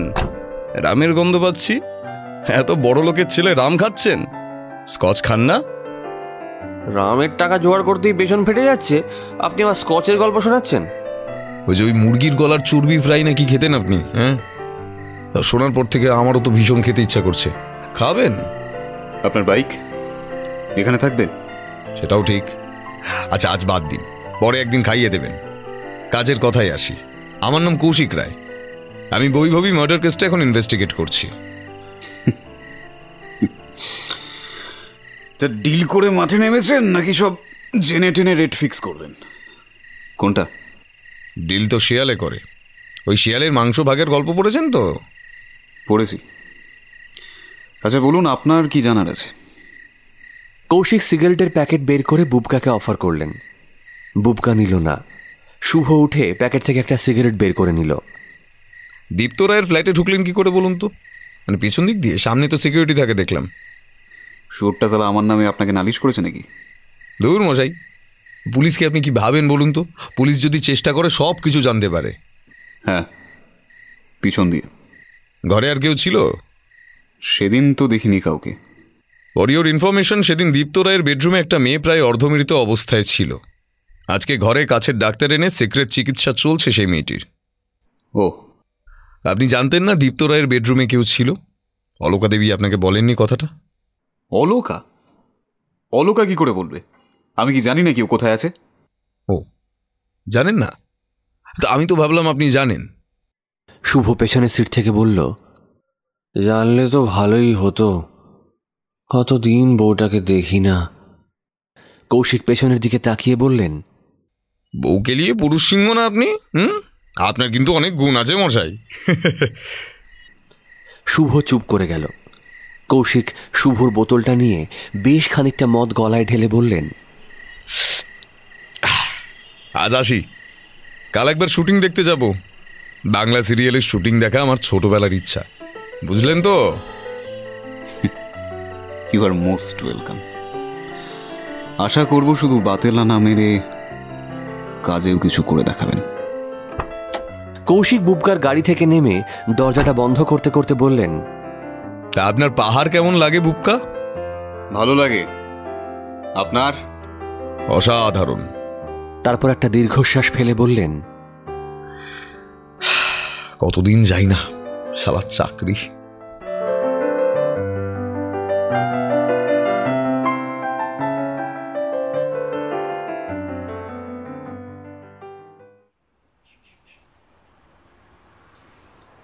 বাণীর ঘুম ভেঙে গেল সকাল সকাল।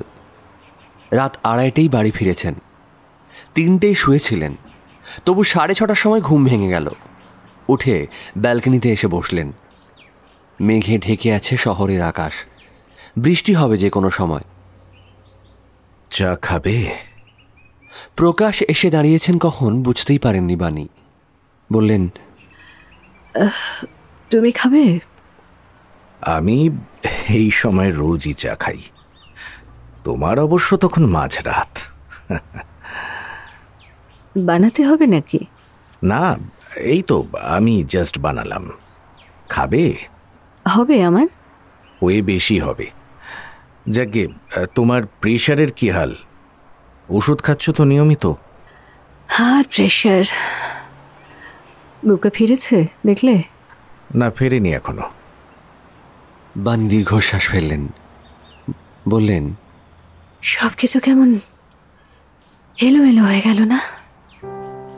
সুখটা সইল না। আচ্ছা, তুমি এত অল্পে ভেঙে পড়ছো কেন বলো তো? কি এমন হয়েছে? বাণী প্রকাশের দিকে তাকালেন।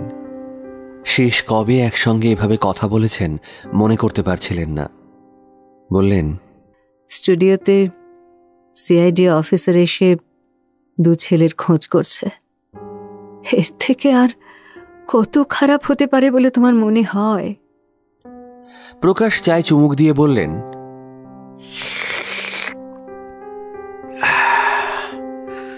বুবকাকে ফোন করব, দেখব কোথায় আছে।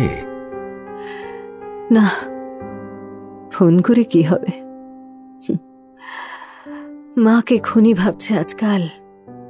ফোন করলে ভাববে ট্র্যাক করতে চাইছি।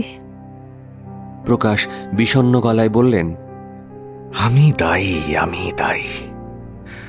ওকে ওকে আরো চোখে চোখে রাখা উচিত ছিল। না, তুমি কেন দায়ী হবে? একটা সময় তুমি সাপোর্টটা না দিলে ভেলভেট পিকচার্স দাঁড়াতো না।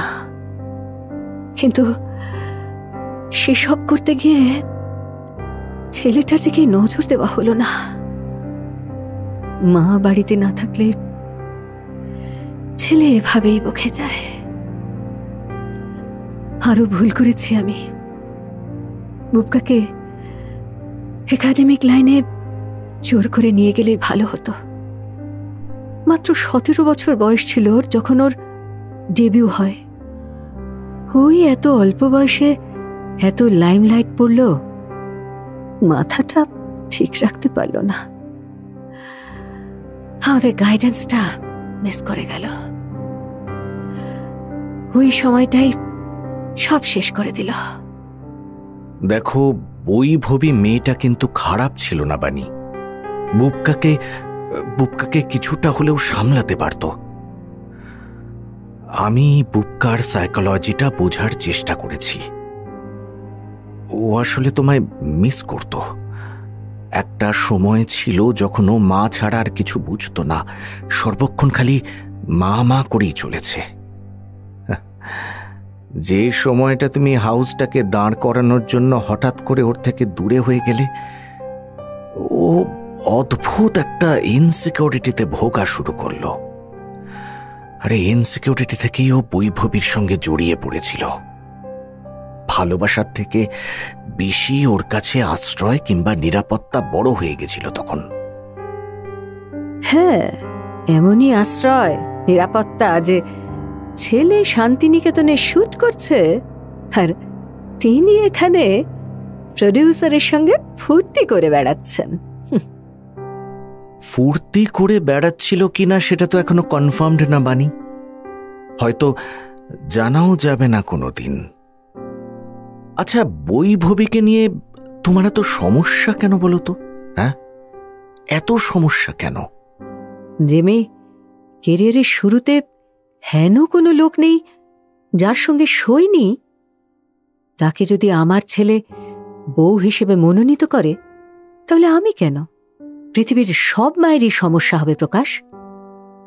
হতে পারে সে মেয়ে ভালো হয়ে গেছে, হতে পারে সে বুবকাকে ভীষণ ভালোবাসে, তবু সমস্যা হতে পারে, পারে না? কেন, বাবা হিসেবে তোমার সমস্যা হতো না? আমি তোমাদের থেকে বহুদিন হলো দূরে চলে গেছি বানি, বহুদিন। আমার শিডিউল আর তোমার শিডিউল মেলে না। অফিস থেকে ফিরে ঘরে কাউকেই দেখতে পাই না। তাও প্রীতিকা থাকলে কথা টথা হয়, তবু সেটা একেবারেই সৌজন্যমূলক। কিন্তু দূর থেকে আমি এটুকু বুঝতে পারি যে তোমরা যে জায়গাটায় এখন প্রবেশ করেছ সেটাতে যতটা না গ্ল্যামার আছে, তার থেকেও বেশি আছে যান্ত্রিকতা। এই জীবনটা বড় অদ্ভুত বানি, বড় অদ্ভুত এই জীবন। এক একটা মানুষ নিশাচর প্রাণীর মতো পার্টি করে, রোজ নিয়ম করে মাঝরাতে বাড়ি ফেরে, তাদের কাজের সময়টাই অত রাত করে শেষ হয় যে কি বলবো। এ তো খুব একটা স্বাভাবিক জীবন না বানি, স্বাভাবিক জীবন তো না এটা। এবার স্বাভাবিক জীবনের মানুষের থেকে তোমাদের পৃথিবীর জীবনটা অন্য হবেই, হবেই, তাই নাকি? সেক্ষেত্রে সমস্যা হলেও ভেবে নিতে হবে ওটা বুবকার লাইফ। ও যা ভালো ভেবেছে তাই করেছে। বানি কয়েক সেকেন্ড নীরব থেকে বললেন, আমার আর কিছু ভালো লাগছে না। সেই আগের মতো গান চালাও তো, শুনি বসে বসে। তখন সস্তার টেপ রেকর্ডার ছিল, কত গান শুনতাম। এখন দামি মিউজিক সিস্টেম, অথচ গানই শোনা হয় না। দেখো, বেশ, রবীন্দ্রসঙ্গীত চলবে তো? শুধু রবীন্দ্রসঙ্গীতই, হ্যাঁ, আর কিচ্ছু না। সাগসেন আছে? হ্যাঁ, আছে।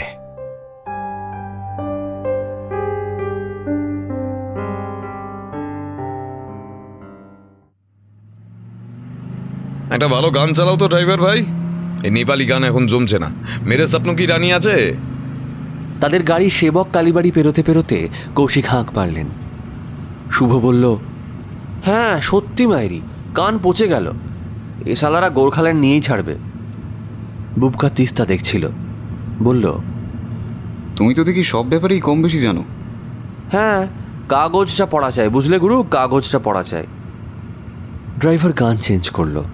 কৌশিক বললেন, আচ্ছা শুভবাবু, প্লেনের মধ্যে চোখ বন্ধ করে বসে কাঁপছিলেন কেন? হ্যাঁ, এত ভয় কিসের? বেঁচে দেখেই বা কি হবে?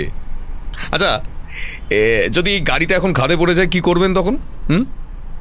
কি সব অলক্ষণের কথা বলছেন স্যার? এসব বলে নাকি? বেঁচে থেকে কি করব মানে? মরে গিয়েই বা কি করব? ভগবান মানুষ করে পাঠিয়েছেন, কতদিনই বা বাঁচবো? যতদিন বাঁচবো ভালো করে বেঁচে নিই।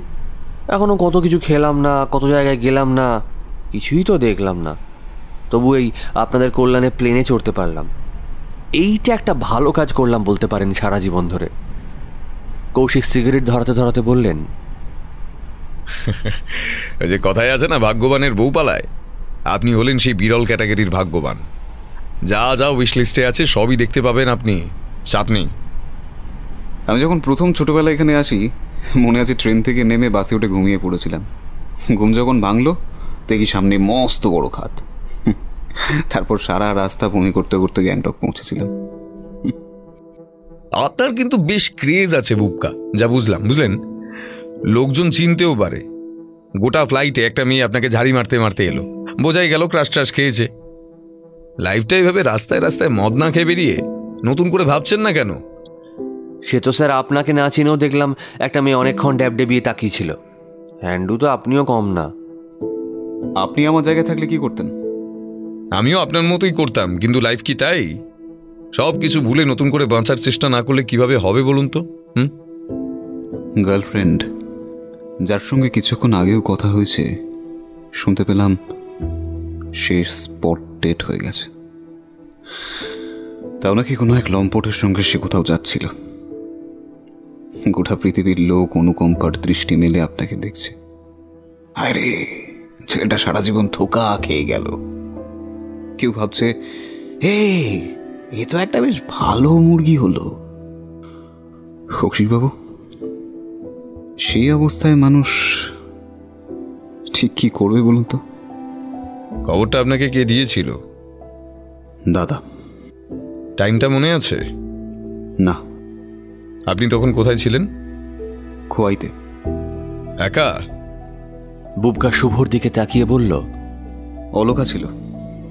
আমার দিকে তাকিয়ে লাভ নেই গুরু, আমি জানি তুমি অন্য কারোর দিকে তাকাতেই পারো না। কিছু করা তো ছেড়েই দিলাম।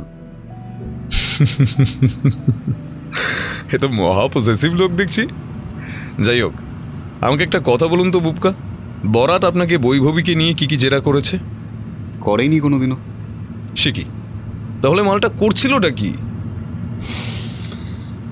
আপনি ডিল অ্যামাউন্টটা জানতে পেরেছেন? মন্দ নয়, সে টঙ্কা ভালো, রং যদিও বেজায় কালো। Black money?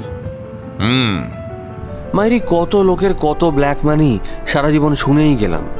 কেউ তো বলে না, নে ভাই শুভ, আমার অনেক ব্ল্যাক মানি আছে, তুই নে, আমার এত টাকা লাগবে না, মৌজ কর তুই। বলবেও না, আপনাকে দিয়ে কারো এক টাকারও উপকার হবে না। সেই গরিবের দিকে তো আর কেউ কোনোদিনই চোখ তুলে তাকাবে না।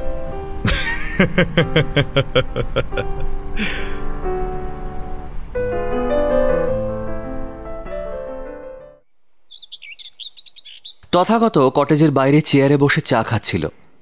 প্রীতিকা স্নানে গিয়েছিল। হঠাৎ দেখতে পেল সিঁড়ি দিয়ে এক ভদ্রলোক আসছেন, তার পেছনে বুবকা। নিচ থেকেই কৌশিক হাঁক পারলেন, কেমন আছেন তথাগত বাবু? কি ভাগ্যিস আপনি পাহাড়ে এসেছিলেন, নইলে এই গরমে শহরে পচে মরতে হতো। Thank you boss, thank you.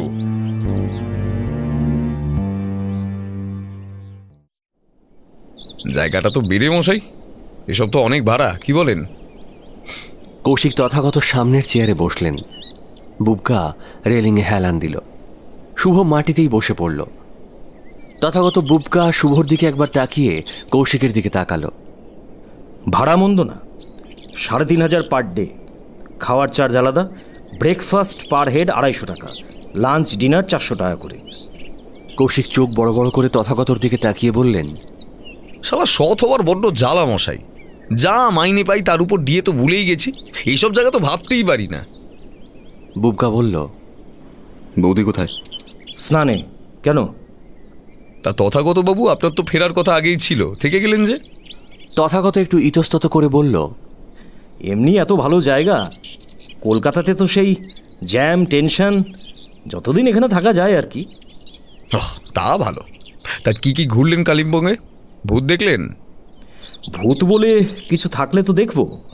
ঠিকই, ভূত বলে কিছু হয় নাকি? সবটাই ঢপবাজি আর ভূতের বই, ভূতের সিনেমা বিক্রির চেষ্টা। জঘন্য জঘন্য, সবাই ব্যবসা করছে।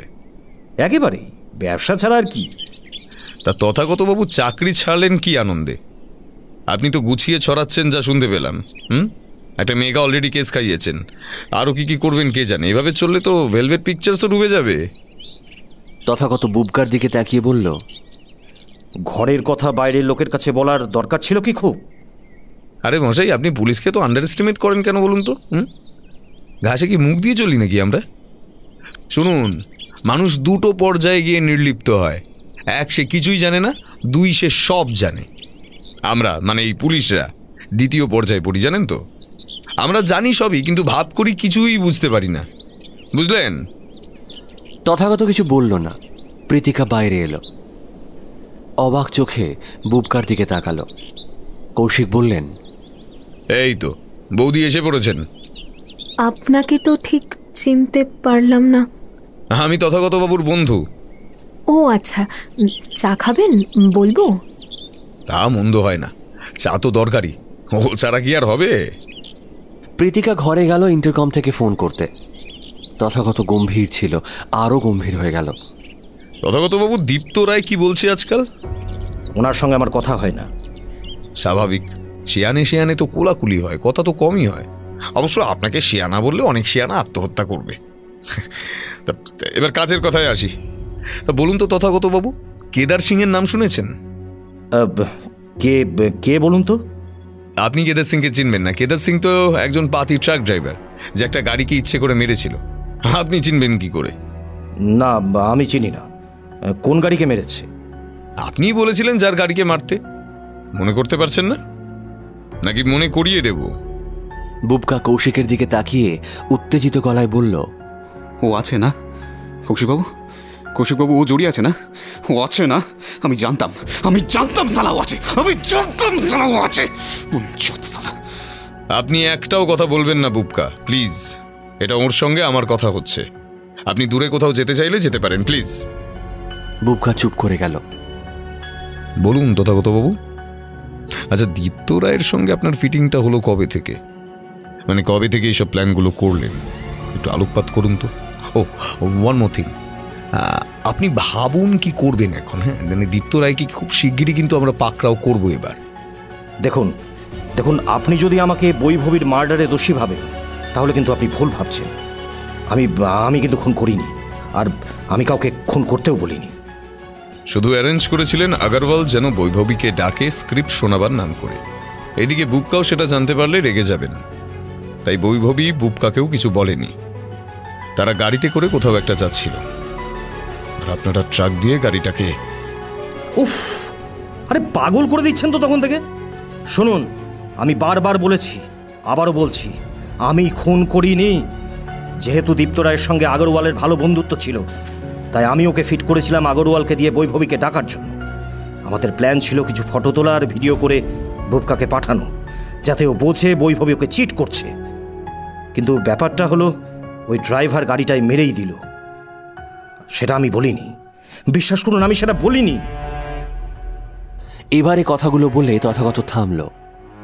কৌশিক বুবকার দিকে তাকিয়ে বললেন, নিন Bubka, this is the story, বুঝলেন? তথাগত হাঁপাচ্ছিল। বুবকা এগিয়ে এসে তথাগতর কলার ধরল। তুই এটা করতে পারলি? এই বল না, তুই এটা করতে পারলি? কি না বলো তোর এটা করে? দাদা, একটা মেয়েকে তোরা মেরে ফেললি কেন? বল না, কেন মারলি? বল। বুবকার চেঁচামেচি শুনে কটেজের হাউস স্টাফরা দৌড়ে এলো। কৌশিক তাদের হাত তুলে নিরস্ত করলেন। তথাগত বললেন, আমার বুদ্ধিতে হয়নি বুবকা, মা বলেছিল বলে এটা করা হয়েছিল। কিন্তু বিশ্বাস কর, বৈভবীকে খুনের কথা কোনোদিন আমি স্বপ্নেও ভাবিনি। আমাকে বিশ্বাস কর বুবকা, প্লিজ। বুবকা বিস্ফারিত চোখে তথাগতর দিকে তাকিয়ে রইল। কলার ছাড়ুন বুবকা। দীপ্ত রায় ওভারট্রাপ মেরেছিলেন যাতে আপনাদের মধ্যে খিঁচটা জম্পেশ করে লাগে। মা বেটায় বোঝেননি। চেঁচামেচিতে প্রীতিকা বেরিয়ে এসেছিল।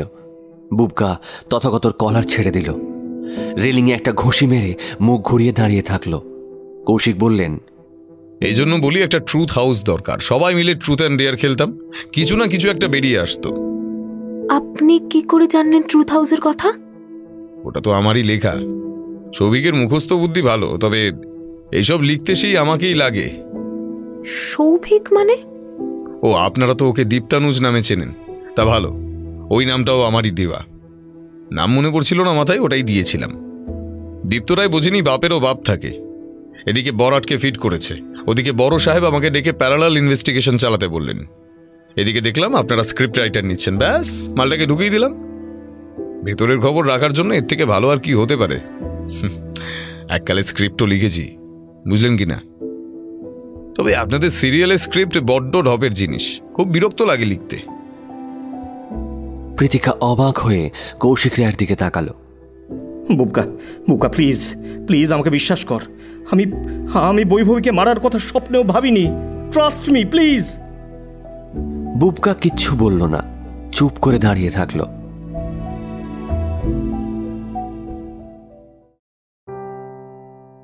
বাবা একটা কারখানায় কাজ করত, বুঝলেন বুবকা। 1.5 কামরার একটা ঘরে 2 ভাই, বাবা মা। একবার বাবা পুজোয় বোনাস পেল, আর কিভাবে যেন টাকা বাঁচিয়েছিল। সেই প্রথম দার্জিলিং যাওয়া, সে কি উৎসাহ আমাদের। দাদা আর আমি মিলে মেলে দৌড়ে বেড়াচ্ছি সারাদিন ধরে। হোটেলের থেকে কত দূরে ছিল মেল, অনেকটা হাঁটতে হতো, কিন্তু তাই সই। দুজনে মিলে মাকে বুঝিয়ে সুঝিয়ে চলে আসতাম, তারপর দৌড়ে বেড়ানো। 3 না 4 দিন ছিলাম মনে নেই। ফিরলাম যেদিন, সেদিন কি মন খারাপ। শুধু মনে হতো আবার সেই জীবনে ফিরে যেতে হবে। যেতে হলো। ফেরার পরেই বাবার কারখানায় লক আউট হলো। কোনোদিন একবেলা খেয়ে কাটাতাম, তো কোনোদিন খাওয়াই হতো না। ভদ্রলোকের সন্তান হবার সমস্যা হলো, ভিক্ষা চাওয়াতে আমাদের অসম্মান। দিনের পর দিন বাবা ফিরতো, আর আমরা হাঁ করে অপেক্ষা করতাম, ভালো কোনো খবর শুনবো হয়তো। তা এর মধ্যেই একদিন দাদা স্কুল থেকে ফিরছিল। রাস্তাটা পার হতে গিয়ে আর কি গাড়ি চাপা পড়ল। দাদার বডি আসছে, বাড়ির সেই পরিবেশ, বাবার সেই দৃষ্টি, মায়ের কান্না আমাকে একদিনে বড় করে দিয়েছিল, একদিনে। তারপর থেকে দাদাকে অনেকবার স্বপ্নে দেখেছি। সেই মেলটায় ছোটাছুটি করছি আমরা, আর দাদা সেই একই রকম আছে। কৌশিক কথাগুলো বলে পকেট থেকে সিগারেট বের করে ধরালেন। শুভ পথশ্রমে ক্লান্ত হয়ে ঘুমিয়ে পড়েছে। তারা দুজন হোটেল থেকে বেরিয়ে খানিকটা হেঁটে একটা বসার জায়গায় এসে বসেছে। বুবকা বলল, দাদা আর মাকে কি অ্যারেস্ট করা হবে? কৌশিক সিগারেটে এক টান দিয়ে বললেন,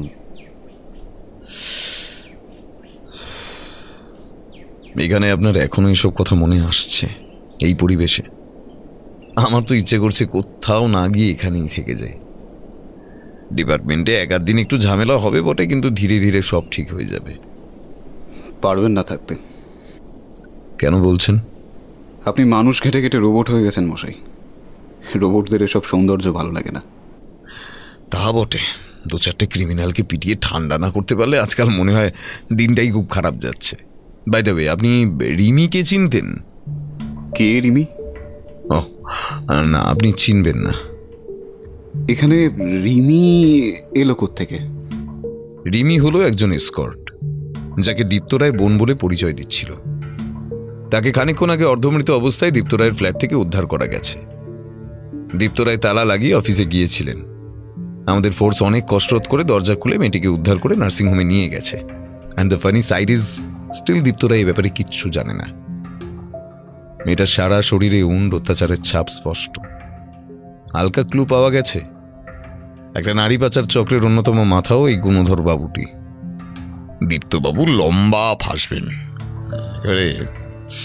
শুধু অলকা দেবীকে প্রয়োজন ছিল এই সময় বুবকা, ওর কাছে অনেক খবর থাকতে পারে। অর্ধেক খাওয়া হয়ে গিয়েছিল। কৌশিক সিগারেটটা ফেলে দিল। চিরটা কাল দেখে এসেছি আমার দাদা পড়াশোনায় সেরা, ক্লাসে ফার্স্ট হতো, কুইজে একবার কলকাতার সেরা হয়েছিল, অঙ্কে এত ভালো ছিল যে ক্লাসের ছেলেরাই দাদার কাছে অঙ্ক বুঝতে আসতো। জানেন, ছোটবেলা থেকে মা ছাড়া আমি কিছুই বুঝিনি। এরা এই দীপ্ত রায়ের মতো লোকের সঙ্গে হাত মেলালো কৌশিকবাবু শুধুমাত্র বৈভবীকে পছন্দ নয় বলে? আপনার দাদার চাকরিটা ছাড়া উচিত হয়নি জানেন। একটা প্রাচীন ক্লিশে প্রবাদ আছে, বন্যেরা বনে সুন্দর। আপনার দাদা ওই ঝকঝকে অফিসগুলোতেই সুন্দর। সৌভিক যখন আমাকে রিপোর্ট দিত তখনই বুঝেছিলাম উনি এই লাইনের লোকই নন। আপনার একেবারে উল্টোটা। জানেন, ছোটবেলায় সবাই বলতো দাদা নাকি বাবার মতো, একাডেমিক টাইপ, পড়াশোনা ছাড়া আর কিছুই বোঝে না। এক্স্যাক্টলি। আর আপনি বাণী মিত্রের মতোই, কিংবা বাণী মিত্র আপনার মতো। নিজেরা যেটা চান তার জন্য এমন জেদ করে থাকেন যেখানে আর সব কিছু খড়কুটোর মতো উড়ে যাবে। বেশি ভালোবাসা মানুষকে ঠিক ভুল বিচার করতে দেয় না, ন্যায় অন্যায়ও না। বাণী দেবী আপনাকে ভালোবাসেন। এটা ভালোবাসা নয় কৌশিকবাবু, এটা লোকলজ্জার ভয়, ইগো ক্ল্যাশ। কৌশিক পকেট খুঁজে আরেকটা সিগারেট ধরালেন, বললেন, আমার মা এখনো দিনে 30 বার ফোন করে বুবকা, খেয়েছি কিনা, বাড়ি কখন আসবো। মায়েরা আসলে সন্তানের ব্যাপারে অন্ধ হয়ে থাকে, কিচ্ছু বুঝতে চায় না। বুবকা চুপ করে বসে থাকলো। যারা বর্ন ক্রিমিনাল হয় তাদের পেট থেকে কথা বের করতে আমাদের অনেক ঘুঘু অফিসারদের পর্যন্ত দম বেরিয়ে যায়। ক্রমাগত তারা মিসলিড করে যাবে, দিনের পর দিন তারা মার খাবে, কিন্তু তাদের পেট থেকে একটা কথা বেরোবে না। অথচ তথাগত বাবুকে দেখুন, কত সহজে কনফেস করে দিলেন। উনি আসলে ভেতরে ভেতরে ভাঙছিলেন, চাপটা আর নিতে পারছিলেন না। ওকে রিড করতে আমার বেশি সময় লাগেনি, সবিকের রিপোর্টই এনাফ ছিল। বাহারে তড়িঘড়ি আপনাকে এই জন্যই নিয়ে আসা। আর একটা কারণ অবশ্য, আমার ভয় ছিল তথাগত বেশি প্যানিকড হয়ে অন্য কোথাও পালিয়ে না যান। আপনি ক্রমাগত আমার দাদা আর মার পক্ষে কথা বলছেন কেন বলুন তো? আচ্ছা ছাড়ুন, আপনাকে একটা খবর দিই। কি? অলোকানন্দ মুখার্জির কল লিস্ট চেক করা হয়েছে। নিখোঁজ হওয়ার বেশ কয়েকদিন আগে থেকেই একটি নম্বরে উনি প্রায়ই ফোন করতেন। যাওয়ার আগে অবশ্য ফোনের ডায়াল লিস্ট থেকে নাম্বারটা ডিলিট করে গেছেন। আমার একটু সন্দেহ হয়েছিল, অগত্যা একটু গভীরে যেতে হলো। নাম্বারটা আপনার বুবকা। আমি জানতাম আপনি বুঝে যাবেন। তা রেখেছেন কোথায় জানতে পারি? এখানে আমি, আপনি আর পাহাড় ছাড়া কেউ নেই। বুবকা হাসল, কিচ্ছু বলল না।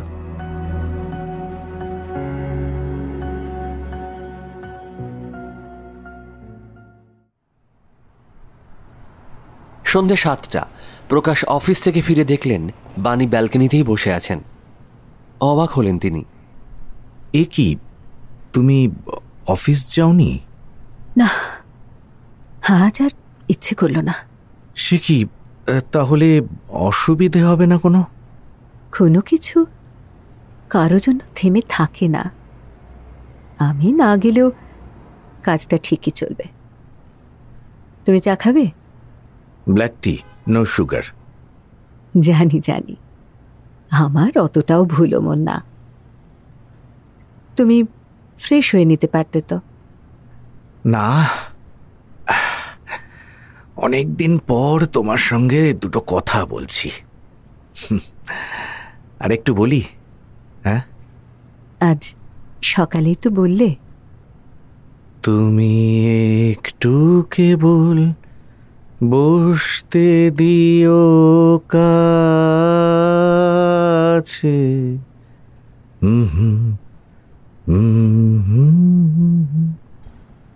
বাহ, তোমার গলাটা তো সে একই রকম আছে।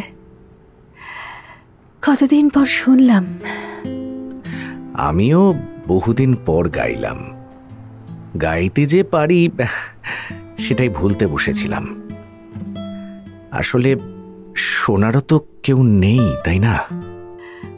অনেক হলো, এবার আমাদের অবসরের সময়। থামতে হবে হয়তো এবার। সে কি, অবসর কেন? অবসরের কোনো বয়স হয় নাকি? আচ্ছা, তুমি কি এখনো বুবকার ব্যাপারে ভেবে যাচ্ছ? বানি কয়েক সেকেন্ড চুপ করে থেকে বললেন, বুবকা সব জেনে গেছে প্রকাশ। স্বাভাবিক, খুব স্বাভাবিক। আজ না হয় কাল জানতো। কতদিন এভাবে চেপে রাখতে পারতে সত্যিটাকে বানি? কতদিন? তুমি এত নির্লিপ্ত হও কি করে? সংসার থেকে এতটা দূরে চলে গেলে কবে? যেদিন জানতে পারলাম তোমার আর তরুণের ব্যাপারটা, সেদিন থেকেই। তুমি সব জানতে, তবু কিছু বলনি কোনোদিন? কি করতাম বানি? হ্যাঁ, কি করতাম বলো তো? ছেলেরা বড় হচ্ছে, তরুণের সংসার আছে, একটা স্ত্রী কন্যা আছে। অকারণ একটা জটিলতা তৈরি করা ছাড়া আর কি কিছু হতো? নিজেকে তোমার থেকে সরিয়ে নিয়ে যাওয়া ছাড়া আর কি বা করার ছিল বলো? চিরকাল একটা বোকা মানুষ থেকে গেলে। কি পেলে এত বোকা থেকে? কেন? তোমাকে পেলাম। এই যে অফিস থেকে ফিরে ব্যালকনিতে বসে আছো দেখলাম, এই মুহূর্তটা পেলাম। এটাও কি কম কিছু? রোম্যান্টিক মানুষেরা চিরকাল বোকা থেকে যায়। তুমি সব থেকে বড় প্রমাণ। বোকা থাকাই বোধহয় ভালো বানি, বোকা থাকাই বোধহয় ভালো। আচ্ছা বাদ দাও, বুবকা কোথায়? কালিম্পংয়ে, তথাগতর ওখানে। ও, তার মানে তথাগতই ওকে বলেছে সব? হ্যাঁ, ভালোই করেছে। কতদিন আর পালিয়ে থাকা যায়? আচ্ছা, ও কি নিজেই ওখানে থাকাটা এক্সটেন্ড করেছিল নাকি তুমি বলেছিলে? আমি বলেছিলাম। ব্যাপারটা কি থেকে কি হয়ে গেল না? আমি শুধু চেয়েছিলাম বুবকা যেন বৈভবীর থেকে দূরে চলে যায়। দীপ তো সেখানে মেয়েটাকে মেরেই ফেলল। আগুন নিয়ে খেললে তুমি যদি ভাবো শরীর পুড়বে না, তাহলে তো তুমি মূর্খের স্বর্গে বাস করছিলে বানি। তোমার অনেক ভেবে এগোনো উচিত ছিল, বা না এগোনোই বোধহয় তোমার পক্ষে ভালো হতো। কি যে হলো আমার! যতবার ভেবেছি বুবকা বৈভবীকে বিয়ে করবে, ততবার আমার শুধু মনে হয়েছে এ কিছুতেই হতে দেওয়া যায় না। যদিও দীপ্তর সঙ্গে বসার কথা তথাগতই বলেছিল, তবু আমি এই দায় ওকে দিতে পারি না। এ আমারই দায়। আমারই বোঝা উচিত ছিল দীপ্তর মতো ছেলে ঠিক এই সুযোগটা নেবে। বোম্বে রোডের ধারে একটা বারে ওদের বসার কথা ছিল স্ক্রিপ্ট নিয়ে আলোচনা করার জন্য। বৈভবী ড্রিঙ্কসে ড্রাগ মিশিয়ে ওকে খাইয়ে ওর সঙ্গে আগরওয়ালের ঘনিষ্ঠ ছবি তোলার প্ল্যান ছিল। ওরা যেতে পারল না তার আগেই ট্রাকটা, আমি কি করলাম? তো নিচে নেমে গেলাম। একটা কথা বলবো, শুনবে? কি? দেখো, এসব নিয়ে আর ভেবো না। আচ্ছা, চা করবে বলছিলে না? যাও, অন্য কিছু নিয়ে ব্যস্ত হও।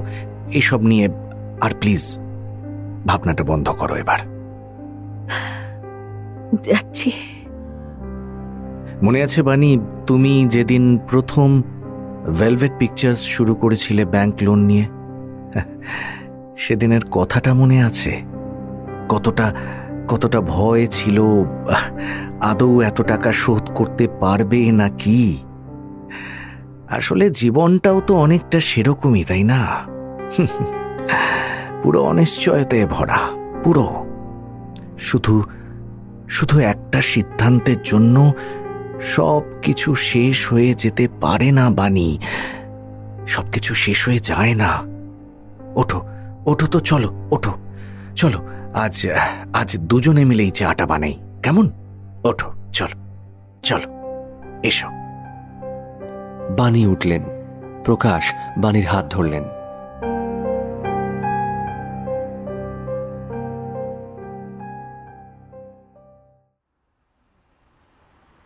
তারা যখন হোটেলে ফিরল তখন সন্ধে হয়ে গেছে।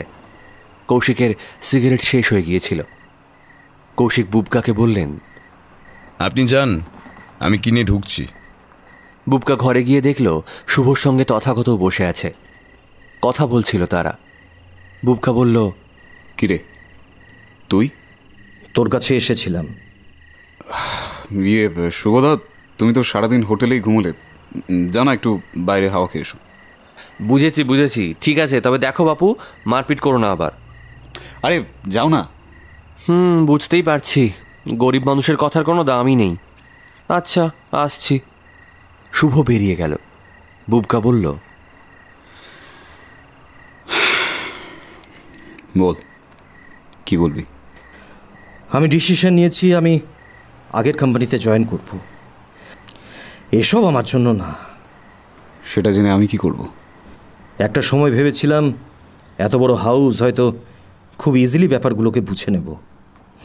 আদতে বুঝলাম আমি পারছি না। আর এসবের মধ্যেই খুব বড় একটা পাপ করে ফেললাম। তোকে আবার বলছি বুবকা, বৈভবীকে মারার কথা আমি আমি কোনো দিনও ভাবিনি। সেদিন যখন খবরটা শুনলাম, প্রথমে হতভম্ব হয়ে আমি তোকেই ফোন করে দিলাম। আমি আমি ভাবতেই পারিনি দীপ্ত এটা করতে পারে। যতবার ব্যাপারটা নিয়ে ভাবি ততবার আমি নিজেকে ক্ষমা করতে পারি না বুবকা। বুবকা বুবকা তুই তুই আর আমাকে ক্ষমা করবি? তোর মনে আছে দাদা, ক্লাস 12-এ আমি অঙ্ক পরীক্ষায় ফেল করেছিলাম টেস্টে, আর তুই তারপর থেকে 3 মাস নিয়ম করে আমাকে অঙ্ক করাতে বসতি।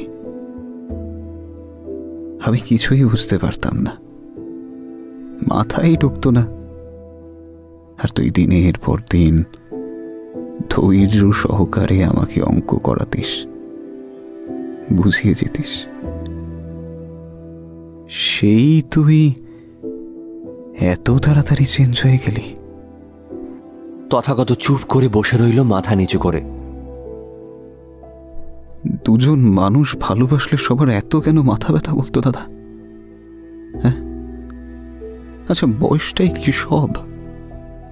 এই যে বাবা মা দিনের পর দিন আলাদা ঘরে থাকে, একটা ঠান্ডার সম্পর্ক বয়ে চলে গেলেও সারাটা জীবন, এটাই বা কেমন সম্পর্ক দাদা? বল না, বল, এটাই বা কেমন সম্পর্ক? একটা মানুষ কাকে ভালোবাসবে তাতে তাদের দুজন ছাড়া সবার এত মাথা ব্যথা কেন দাদা? বল না, তাতে সবার এত মাথা ব্যথা কেন ছিল? বল। আই এম সরি বুবকা, পারলে আমাকে ক্ষমা করে দিস। ক্ষমা যার করার কথা ছিল সেই তো আর নেই, আমি কি করব আর? Calling bell বাজল। বুবকা দরজা খুলে দেখল কৌশিক এসেছেন। কৌশিক ঘরে ঢুকে তথাগতকে দেখে বললেন, ও, আমার মনে হয়েছিল আপনি এখানে আসবেন। আপনাদের জন্য একটা খবর আছে। কি? টিভিতে দেখাচ্ছে তো, টিভিটা চালান। দীপ্ত রায় কিছুক্ষণ আগে ওর অফিস থেকে অ্যারেস্ট হয়েছেন, আপাতত পুলিশ কাস্টাডিতে আছেন। কোন চার্জে? আপাতত বৈভবী এবং আগরওয়ালের মার্ডারের চার্জ আছে। অলকা দেবীকে খুঁজে পাওয়া গেলে দীপ্তর জন্য আরো বড় বাঁশ অপেক্ষা করছে, যাকে বলে আছলা একেবারে। বুবকা কৌশিকের দিকে তাকালো। দীপ্ত তো সবার আগে মার আর দাদার নাম নেবে। স্বাভাবিক, ওর মতো হারামি মাল কি কি করতে পারে তা আমার থেকে ভালো আর কে জানতে পারে। বুবকা কয়েক সেকেন্ড চুপ করে থেকে বলল, মাকে এখন টানা হিচড়া না করলেই ভালো হয় বোধহয়, দাদাকেও। আমি ওদের ক্ষমা করে দিয়েছি কৌশিকবাবু। তথাগত দু হাতে মুখ ঢাকল। কৌশিক বললেন, সেটা হয়তো সম্ভব হবে না, তবে কেদার সিং এর সাক্ষ্যটা খুব ইম্পর্টেন্ট হবে, কারণ ব্যাটাকে দীপ্তই ইনভলভ করিয়েছিল। মালটাকে আমার গোপন ডেরায় রাখা আছে, যাতে ওকে চাপ দিয়ে বয়ান চেঞ্জ না করানো যেতে পারে। আশা করা যায় এ ব্যাপারে দীপ্ত রায়ের খেলা এখানেই শেষ। বুবকা কৌশিককে শুভর কথা জিজ্ঞেস করল। হ্যাঁ, নিচে এক ভদ্রলোক মাউথ অর্গান বাজাচ্ছে, মুগ্ধ হয়ে সেটা শুনছে। চলুন, আপনারাও চলুন। মারামারি, হানাহানি, হিংসার বাইরেও তো একটা পৃথিবী আছে, দেখে আসবেন, চলুন। তারা বেরোলো ঘর থেকে। নিচে নেমে দেখল এক বৃদ্ধ অপূর্ব এক সুর তুলেছেন মাউথ অর্গানে। বুবকা দেখল একদিকে বৃদ্ধ সুর তুলছেন, অন্যদিকে শুভর দু চোখ বেয়ে নেমে আসছে জলের ধারা।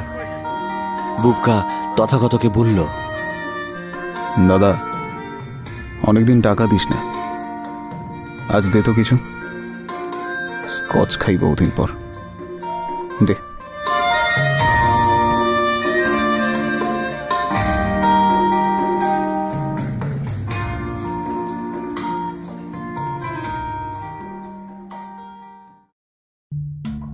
কি দীপ্তবাবু, ভালো আছেন? এরা ভালো রেখেছে তো আপনাকে? ও কৌশিকবাবু, বাহ, আপনাকেই এক্সপেক্ট করছিলাম। কি দেবেন স্যার? ডিগ্রি? আপনাকে তো পারলে 1000 ডিগ্রি দিতাম দীপ্তবাবু, কিন্তু কি করব বলুন, আপনি তো এমনি সব বলে দেবেন। অকারণে আর এনার্জি নষ্ট করে কি করব? বলতে পারি, কিন্তু কেন বলবো? যাতে শাস্তি কম হয়। চিন্তা করবেন না, আমারও মিডিয়া আছে। আপনার মতো দুর্নীতিবাজ পুলিশ যে কিভাবে একজন নির্দোষ লোককে ফাঁসাচ্ছে, সকাল বিকেল দেখবেন আপনি। তা দেখান, কোনো চিন্তা নেই। আচ্ছা, এবার কাজের কথায় আসি। বলুন তো বস, বৈভবীকে মারলেন কেন? শুধুই রাইভেলরি, নাকি বৈভবী আরেকটু বেশি কিছু জেনে ফেলেছিল? আপনাকে তো বললাম, তথাগত মিত্র আর বাণী মিত্র আমাকে মারতে বলেছিল বলে আমি মেরে দিলাম। ওদের জেরা করে জানুন না পুরোটা, আমাকে কেন বলছেন? দীপ্তবাবু, আপনার ফেসবুক ডেটিং ব্যবসাটা কেমন চলছে? বাচ্চা বাচ্চা মেয়েদের ফাঁদে ফেলে সর্বনাশ করে পাচারের কাজ। খুব বেশি দূরে গেছে না এখনো ওয়েস্ট বেঙ্গলেই? মাইনে কত পান কৌশিকবাবু? ডিএ তো পান না। রাস্তায় মাঝরাতে গাড়ি ধরে, ট্রাক ধরে 20-30 টাকায় সংসার চলে। তা বৈভবী কি সব জেনে গেছিল দীপ্তবাবু? আগরওয়ালও তো জানতো, তাই না? 75 লাখ টাকা চোখে দেখেছেন কোনোদিন কৌশিকবাবু? হ্যাঁ, সবার একটা রেট থাকে। কোন শুয়োরের বাচ্চা বলছিল আপনি নাকি সৎ? আমি বিশ্বাস করি না। পুরনো প্রবাদ আছে, সৎ বলে কিছু হয় না। সবার রেট আছে কৌশিকবাবু। এসব চাকরি বাকরি করে কি করবেন? হ্যাঁ, আমি শুনলাম আপনি ভালো স্ক্রিপ্ট লেখেন, আপনার গল্পে আমি সিনেমা বানাবো। ভাবুন তো, এই বালের চাকরি করে কি লাভ হয়? আপনার সিনেমা ন্যাশনাল অ্যাওয়ার্ড পাবে, স্বয়ং রাষ্ট্রপতি আপনাকে পুরস্কার দেবে, হট নায়িকারা আপনার বুকে বুক ঠেকিয়ে ফটো তুলে পেজ 3-তে দেবে। ভাবতে পারছেন কৌশিকবাবু? হ্যাঁ, রিমিকে ওইভাবে মারলেন কেন দীপ্তবাবু? আচ্ছা ছেড়ে দিন, 1 কোটি। আমি বেরিয়েই আপনাকে একটা ওয়ার্ল্ড ট্যুরে পাঠাবো। প্যারিসের মেয়েরা খুব ভালো শয্যা সঙ্গিনী হয়, জানেন তো? কিংবা ব্রাজিল, মরিশাসেও যেতে পারে না? আচ্ছা, আপনি তো অবিবাহিত, না হয় একজন মডেলকে নিয়েই বেরোবেন। সব ব্যবস্থা আমি করে দেবো কৌশিকবাবু, আপনি একদম চিন্তা করবেন না। আপনি নিশ্চিন্ত থাকুন, আমি আছি আপনার পেছনে। কলকাতার বস্তিতে অপরাধীদের পিছনে ঘুরে বেড়াবেন? কোন ধাপার মাঠে রাত বিরেতে পড়ে থাকবেন কেন? কল্পনা করুন, আপনি স্কটল্যান্ডের বিচে বসে মার্টিনি খাচ্ছেন, এক ধরনের অ্যালকোহল মার্টিনি, ঠিক যেমন জেমস বন্ড খেতেন। পাশে অর্ধনগ্না মডেল, আপনি চাইলেই আপনাকে ঠোঁটে চুমু খাচ্ছে। আমি আরব্য রজনীর দৈত্য কৌশিকবাবু, একবার চেয়ে তো দেখুন। আপনার মধ্যে একটা সম্মোহনী শক্তি আছে দীপ্তবাবু, কথাও ভারী সুন্দর বলেন। আচ্ছা আরো বলুন তো, নিজের বাজার দরটা একটু বুঝে নি। আমার কেসটা হালকা করে দিন কৌশিকবাবু। আপনাকে বুবকা টাকা খাইয়েছে না? কত টাকা খাইয়েছে আপনি আমাকে বলুন। আমাকে আমার চাকরি টাকা খাওয়ায় দীপ্তবাবু। ওই ডিএ না পেয়ে পেয়ে যে মাইনেটা পাই, ওই টাকাই আমাকে খাওয়ায় দীপ্তবাবু। সেই টাকার থেকে বেশি টাকা আপনি দিতে পারবেন না। আপনি বোকা কৌশিক, আপনি বোকা। আপনি একটা 4 অক্ষরের বোকা। লাস ভেগাসের ক্যাসিনোতে জুয়া খেলছেন, একের পর এক টাকা হারছেন, তবু আপনি টাকা লাগাতে পিছুপা নন। জানেন দীপ্ত ঠিক আছে আপনার সঙ্গে। ভাবতে পেরেছেন কোনোদিনও? ভাবুন ভাবুন, ভাবা প্র্যাকটিস করুন। আপনার বস, তার তোষ্য বস, তার তোষ্য বস, তার তোষ্য বস, সবাই বিক্রি হয়ে যায়। আপনি তো কোন ছাড় কৌশিক? রেটটা বলুন, টাকাটা বলুন। অলোকানন্দা সব জানিয়ে দিয়েছে আপনার ব্যাপারে দীপ্তবাবু। কেদার সিংহ, শিলিগুড়ি এবং কলকাতা মিলিয়ে আপনার এসকর্ট সার্ভিসের 54 জন মহিলাকে উদ্ধার করে এনজিওর হাতে তুলে দেওয়া হয়েছে। কাস্টিং কাউচ করে অভিনয় করার নাম করে আপনি মেয়েদের যে রাস্তায় নামিয়েছিলেন, সেই পথটা আমরা কেটে দিয়েছি দীপ্তবাবু। আপনার খেলা শেষ। অলোকানন্দা মাগিটাকে বরের মারের হাত থেকে বাঁচালাম আমি, শেষে এত বড় বিশ্বাসঘাতকতা করলো। হবেই তো, এরাই নিমক হারাম হবে, গলায় জুতো পিষে। দীপ্তবাবু, অনেক মাথা ঠান্ডা করেছিলাম। এই চটটা আপনার প্রাপ্য ছিল। ব্যথা লাগলো? চিন্তা করবেন না, সেরে যাবে ধীরে ধীরে। চলি, কাল কোর্টে আপনাকে আমি নিয়ে যাব। ভালো থাকবেন।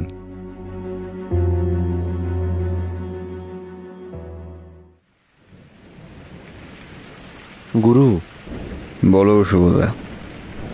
আমরা পথের লোক পথেই ফিরে এলাম। তা যা বলেছ।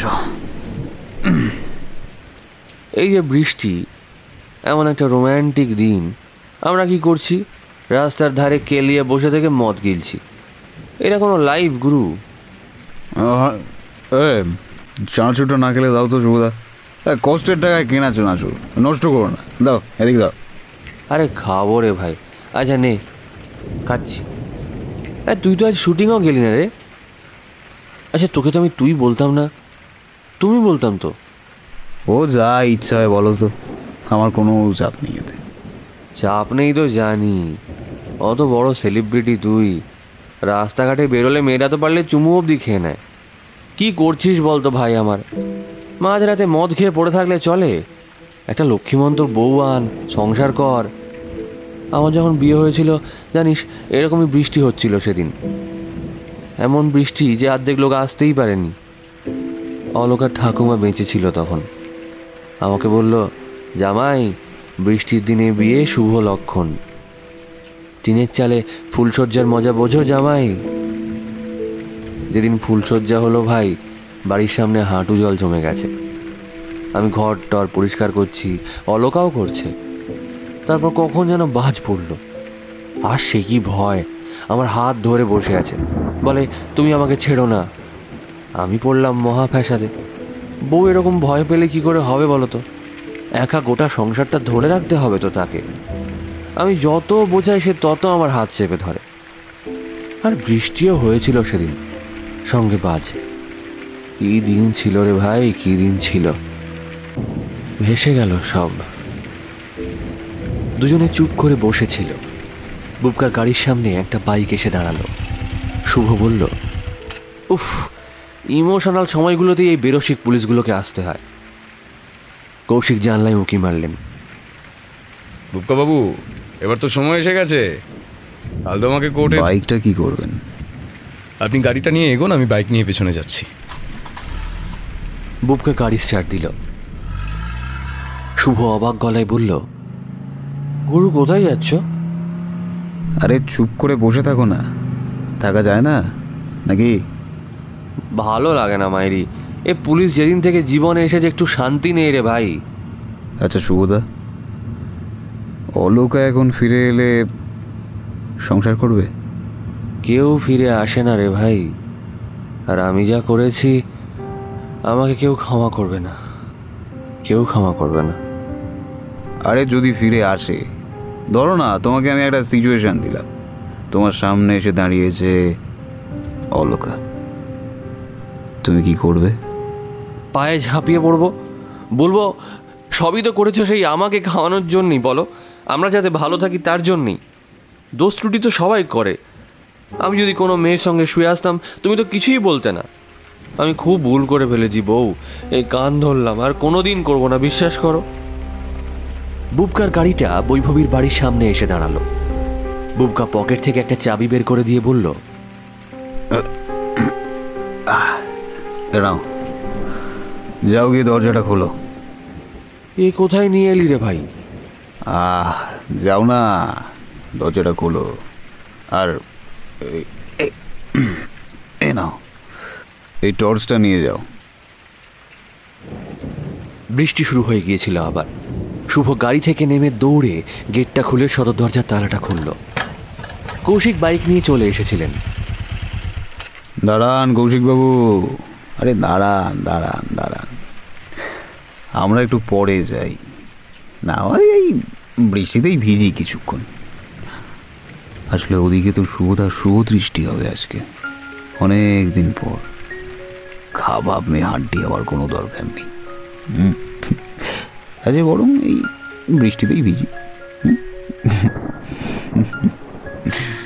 আসুন। কৌশিক অবাক গলায় বললেন, আপনি এখানে রেখেছিলেন? ইলেকট্রিসিটি পর্যন্ত নেই, খেতো কি?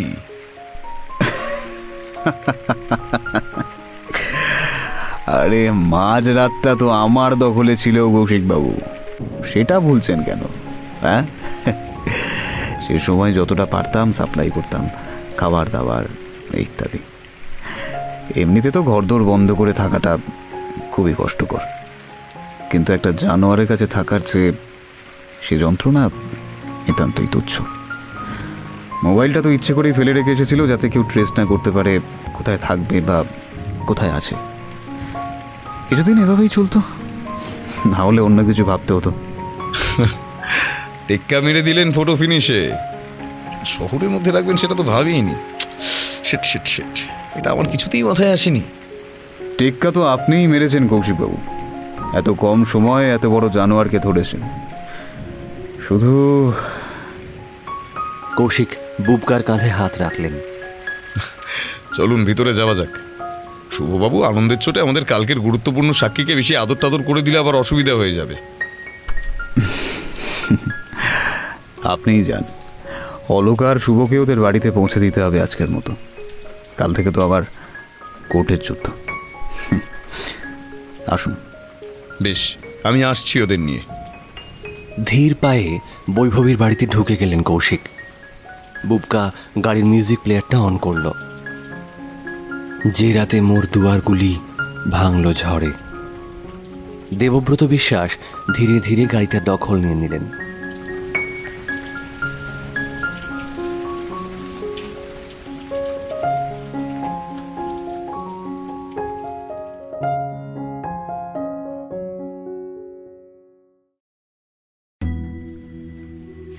কাফে কিছুক্ষণে আজ শুনলেন অভিক অর্জুন দত্তের কাহিনী অন্তবিহীন অন্তিম পর্ব। ভালো লাগলে লাইক এবং সাবস্ক্রাইব করে আমাদের সাপোর্ট করবেন কাইন্ডলি।